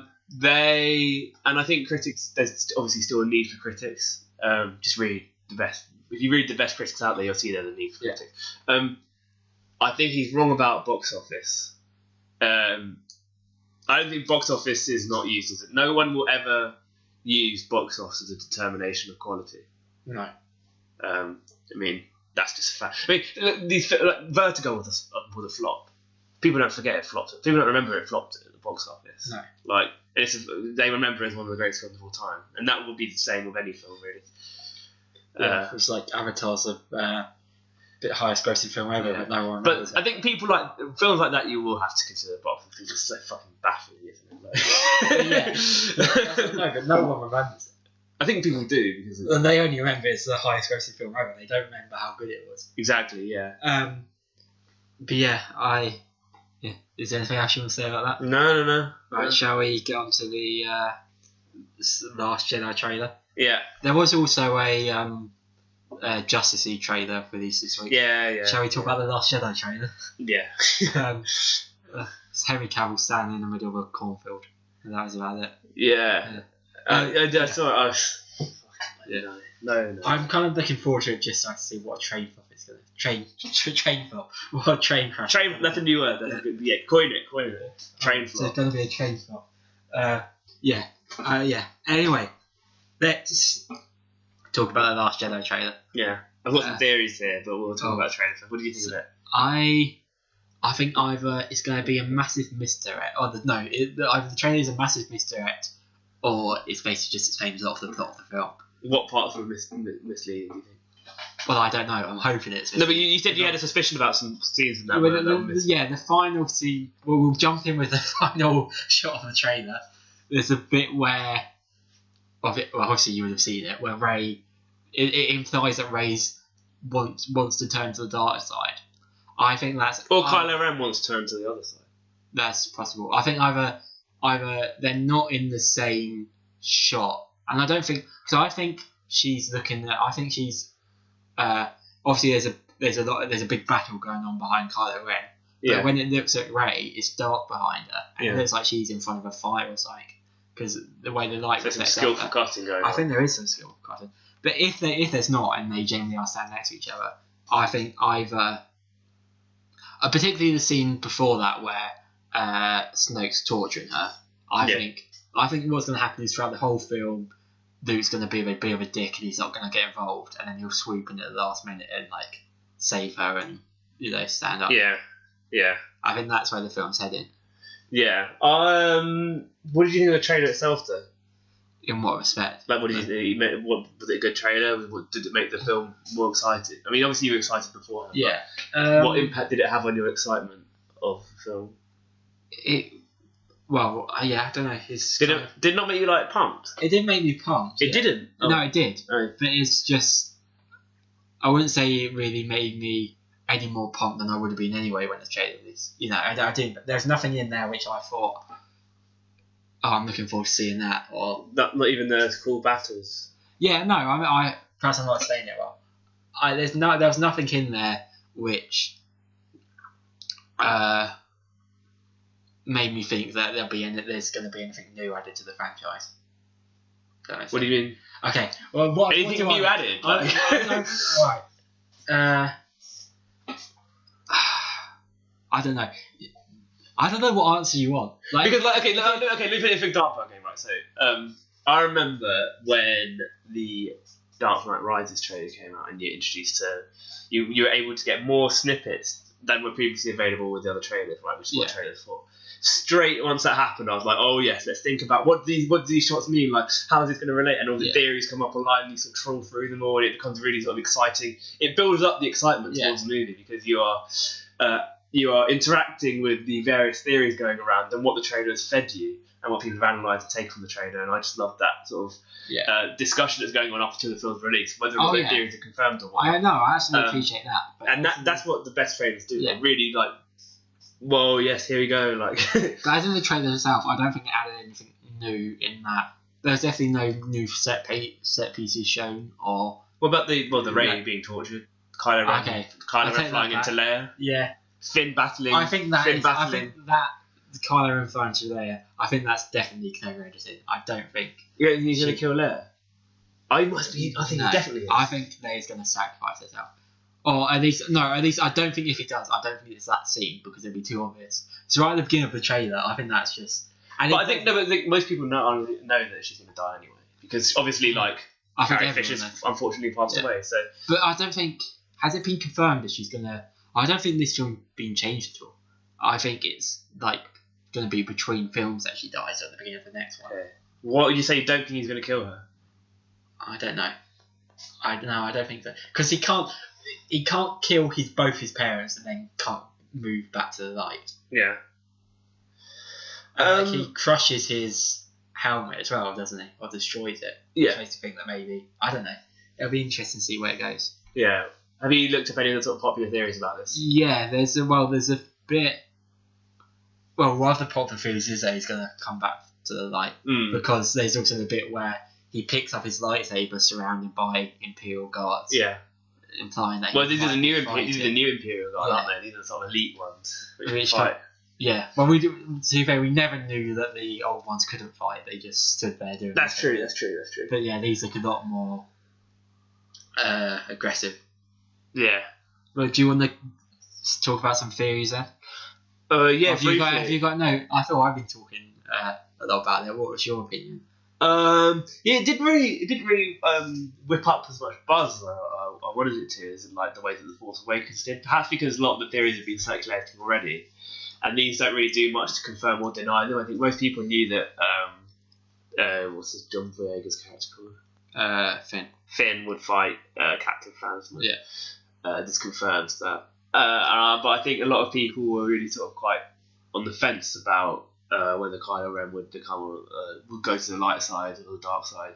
Yeah. I think what this does say is that if he does kill, which is implied heavily, I think it probably does happen. If he does kill Leia, then surely that pushes him beyond repair. He's called mum and dad. Yeah. We get an introduction to Snoke, which is really cool. It's quite ambiguous about the role of Luke. Is he a Jedi? I'm not sure. I think he's somewhere in between light and dark. I think it's already implied that he's. Well, he. What do you mean? You think he's changed allegiances? Well, he'll be a grey Jedi. I think he won't swear by the Force, but he won't. No, I think he'll swear by the Force. It's just I think he's separated that from helping out the Republic. Maybe, but I don't. Okay. He's not a traditional Jedi, is he? No. That's what I mean by grey Jedi. Pardon? There haven't been any traditional Jedis in. Would it be 45 years? I would say that he was sort of given the mandate to at the end of the film to set up a new Church of Jedi. I hope we learn more about that. Actually, what happened? Well, there's definitely going to be a flashback because we've seen something. Yeah, well, we want to see the Knights. I want to see what happens to the Knights of Ren as well. Yeah. Obviously, Leia's good. Well, I don't know. I think they said that this film's going to be unchanged. It's going to be the next film that she dies. I think that's confirmed. Then why are so many people talking about Leia dying in this film then? I don't know. they could have changed it, but I'm pretty sure they said that originally. There's theory going around that Luke Skywalker's going to become a villain. I'm not sure if I see that happen. I think he's world weary and pessimistic about the future of the galaxy, but I don't see him becoming a villain. No, well they would. Why? Because he's starting off world weary and resistant to. Like, he doesn't seem evil. He seems resistant to help her, and then they'll seem weird. He turns evil at the end because of that. Seems like he's got to make his way back to the. If he becomes a villain, then I reckon it would be Kylo Ren and Rey would go after him. Yeah, but I don't think he will become a villain. No, I don't think. There's the same theory in The Force Awakens, and that didn't. Well, he didn't see nothing of Luke really. He saw one scene. Yeah, but he was the hope to. It would sort of discredit The Force Awakens if he turns out to be a villain. Why? Because it was all about him, because he's like the ultimate hope of the universe, and then if they get to him, he turns out to be a villain. Yeah, but doesn't it also signify like that he's not the hope of the universe? It's Rey that's the hope of the universe, and it's up to Luke now to nurture her. It's up to Luke to nurture. Yeah, well, to train her. Yeah. Well, how could he? If he's a villain? But doesn't the trailer show some sort of skepticism with Luke saying? Oh yeah, he's definitely Rey skeptic. Being like how powerful she is. Does it surprise? That's the thing. I don't think he's a villain because no, same like that. Kylo Ren, killed everyone and he retreated. He could have turned the dark side of the Force and gone after him. Yeah. But he just sort of, became a hermit rather than. Yeah. Snoke is Anakin's father. What do you think of that theory? Snoke's everyone. It's it's as crazy as any other, I guess. Yeah. Yeah. There's not much to say. Well, the most popular is Darth Plagueis, isn't it? Yeah. That's the most popular theory. Aside from the fact of him just being a completely different character. Because the one thing that this movie seems to be about more than anything else is Darth Vader. Yes. He is still the middle. He's at the centre of this film. He links everything together. Darth Vader. Still. Yeah, that's true. I think maybe. Because in both trailers and in both films, Darth Vader's fucking helmet pops up. Yeah. Well, it's just helmet's not in this trailer, is it? Yes. Yeah. Darth Vader's helmet's in the trailer. I must have missed that. But why does everyone have to be someone? Why can't Snoke just be Snoke? Why does he have to be Anakin's father or Darth Vader's or something? Yeah, I know. Should we just stop talking about the trailer altogether then? No, but you know what I mean. Yeah. But this is the internet now, isn't it? No, I know. But it wouldn't make sense for everyone to be related to the same set of people. No, well, I don't know. I think it could make sense. Well, yeah, I mean, obviously, if they make it, I just mean realistically, that's not going to happen. Yeah, well, I think, but we have this impulse to sort of theorise and what can we theorise with. But I think I'll have much more respect for Lucasfilm if they just make him, just not just some guy, but, just his own character. But the thing is that his backstory is such baggage if they can just explain it away by saying he was someone else that we already knew. I think we're definitely finding out Rey's backstory in this film. We're going to find out her parents though. Yeah, who do you think her parents that's are? been confirmed. I always thought it was Luke, but this trailer I'm not so sure. I think maybe I think she's a Skywalker. You think she's a Skywalker? Or Anakin's lost daughters? Another theory is a Kenobi. Yes. And they're saying that's why they haven't announced the Obi-Wan film yet, because they're going to say he's Rey's grandfather or something, and then that'll be explored in the Obi-Wan prequel. Yeah. Which would work. I wouldn't be. Yeah, no, I think that'll work. But why does everyone have to be someone? No, that's what I mean. If Rey, Kylo Ren, and Snoke are all, I think at least one of them has to be just some guy. Because Star Wars is it's sort of, there's a lovely little sort of family thing going on where everything is connected, and that's quite gratifying. Especially when it comes to the Jedi, because what happened to the Jedi, they sort of, and again with Darth Vader being at the centre of this, they have to be sort of connected in some way. Well, that's what I mean. The Star Wars saga is about the Skywalker family. Yeah. So for Rey not to be a Skywalker wouldn't really make sense in that respect. Yeah. Another theory: Finn recovers, obviously, and and they go on a big MacGuffin with Poe and do some sort of love interest friends. They go on like sort of spy mission. But that's been confirmed. That him and it's not Poe. It's with a new character. Yeah. Let me finish though. He fights Phasma, who killed him. And this is Rose. Is obviously Rose is the guy that he goes with. What's that? That's my iPad. But Rose is the guy that he goes with.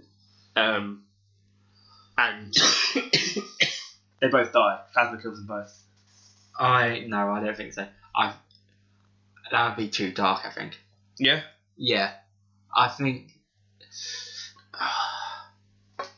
maybe a main character will die. Who's the main character? What main character? A main character. A main character. Yeah. But it's obviously not going to be Ray. Yeah, it could be. I suppose it could be Finn.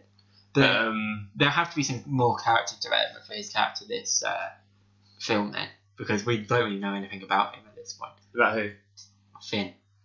No, well, there's another theory. Finn is Luke's son by Maz Kanata. Who's Maz Kanata? The alien who gives Rey her lightsaber. That doesn't make any sense. Why not? That's my favourite one so far. No. It makes sense. Think about it. How did she get Luke's lightsaber? Well, no, that's yeah. But why would Finn? One, Finn would then be force sensitive, which is proved last film he wasn't, and also he's not. Also, he's a black human. He's not a yellow, white human alien crossbreed. Okay. Do you believe that theory? I think anything could happen. I'm open to. It'd definitely be interesting, wouldn't it? How many more of these are there? There's a few. So basically, that Rey and Kylo at the end of this trilogy are going to start a new Jedi Order. I don't know. I don't understand. There will be no distinction between the dark and light side. It'll just be the Force from now on. I disagree, because otherwise how will they have a sequel trilogy if that's going to be the case? I'm just putting it out there. Kylo Ren's going to lose a hand. He's basically saying Han and Leia are Rey's parents. No, I mean that'd be supremely unsatisfying. Rey and Kylo are siblings. They don't know. Then that's the same as the last one.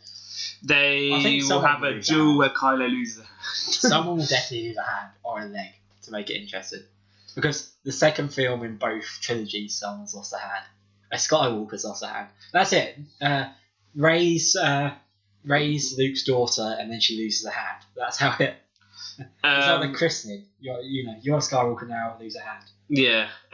Rey has a Fourth vision and reaches out to Kylo for the answers that Luke can't give her, or won't give her, rather. And this is where she learns about her parentage. Kylo tells her. There's nothing to disprove that. There's nothing to disprove any of these. No, but that's not ridiculous either. That could be a legitimate plot point. Yeah.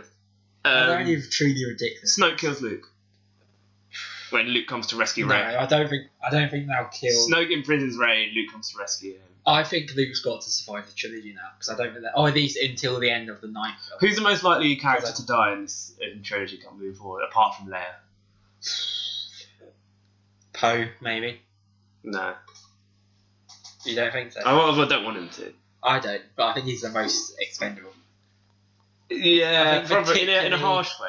Particularly, I can imagine maybe final space battle of Episode 9. He's sacrificing, but then too many. He's a fucking sick pilot. No one died in the original trilogy, apart from Ben Kenobi. But and now you've got Han already dead. They've got to die. I don't think you can then kill Luke and other characters. Maybe I think someone will sacrifice themselves at the end of Episode 9, but I don't think anyone else will die in this film besides Leia. Okay, cool. I could be wrong, but I don't know. Okay. Right, are we done? Yeah. Any more for any more? No, I think that's enough. Yeah. I mean, this trailer's been spoken about to death on multiple platforms, so I think there's little that we can add to the conversation. Yeah. We're going to round it off with okay, yeah. So next week, as revealed last week, we're going to review. Four Lions. Yeah. 4 Lions. Yeah. Do you want to do the housekeeping? Not yet. Not yet. All right. I'm trying to get the information. On that. All right. Just give me a second. Do you want me to pause it? Yeah. So yes, thank you for listening. I've been Arun, and that's been Jack. That's been Jack. Yeah, he's been Jack. Thanks for that. Don't that. Yeah, I was trying to tell you sort of I'm trying to read the contact information. Basically, you can get in touch with us on Twitter, where you can email the podcast at mildperilpod. PC, sorry. And you can also. Do you want to say that again? Yeah, mildperilpc. Then you can email us at mildperilpod@gmail.com. We have a YouTube channel, which you'll probably find in the description below, because YouTube links are notoriously difficult to say out. I mean, I could say, yes, we're goo.gl, but I mean, I'm not going to do that. There's a new video up about Spider-Man, DJ Cameron, when we talk about the cast. Basically, I cut together loads of clips of Spider-Man swinging, and ran that over the audio. Which I think worked out quite nicely. Yeah. I will probably have another one up sometime in the next week. Yeah, I'll do one for this episode. Okay. Once you finish editing it. My Twitter is AaronKakar1, Jack's at Jack and Shep, and you can follow us on Letterboxd at Jack and Shep with the J&M capitalised, and the S also, and me at Kakar Arun. Yeah. Thank you very much for listening. And please contact us and. Talk to us. We haven't actually had anyone talk to us yet. No. We need more. We need more listener feedback. Tell us how crap we are. Leave a review and a rating on iTunes and SoundCloud and whatever as well. Mm-hmm. Right. I guess that's it. Yeah. See you next week. See ya. Bye. I'm not sure if I'll be able to edit for tomorrow, by the way. When do you think you'll be able to edit for? Wednesday.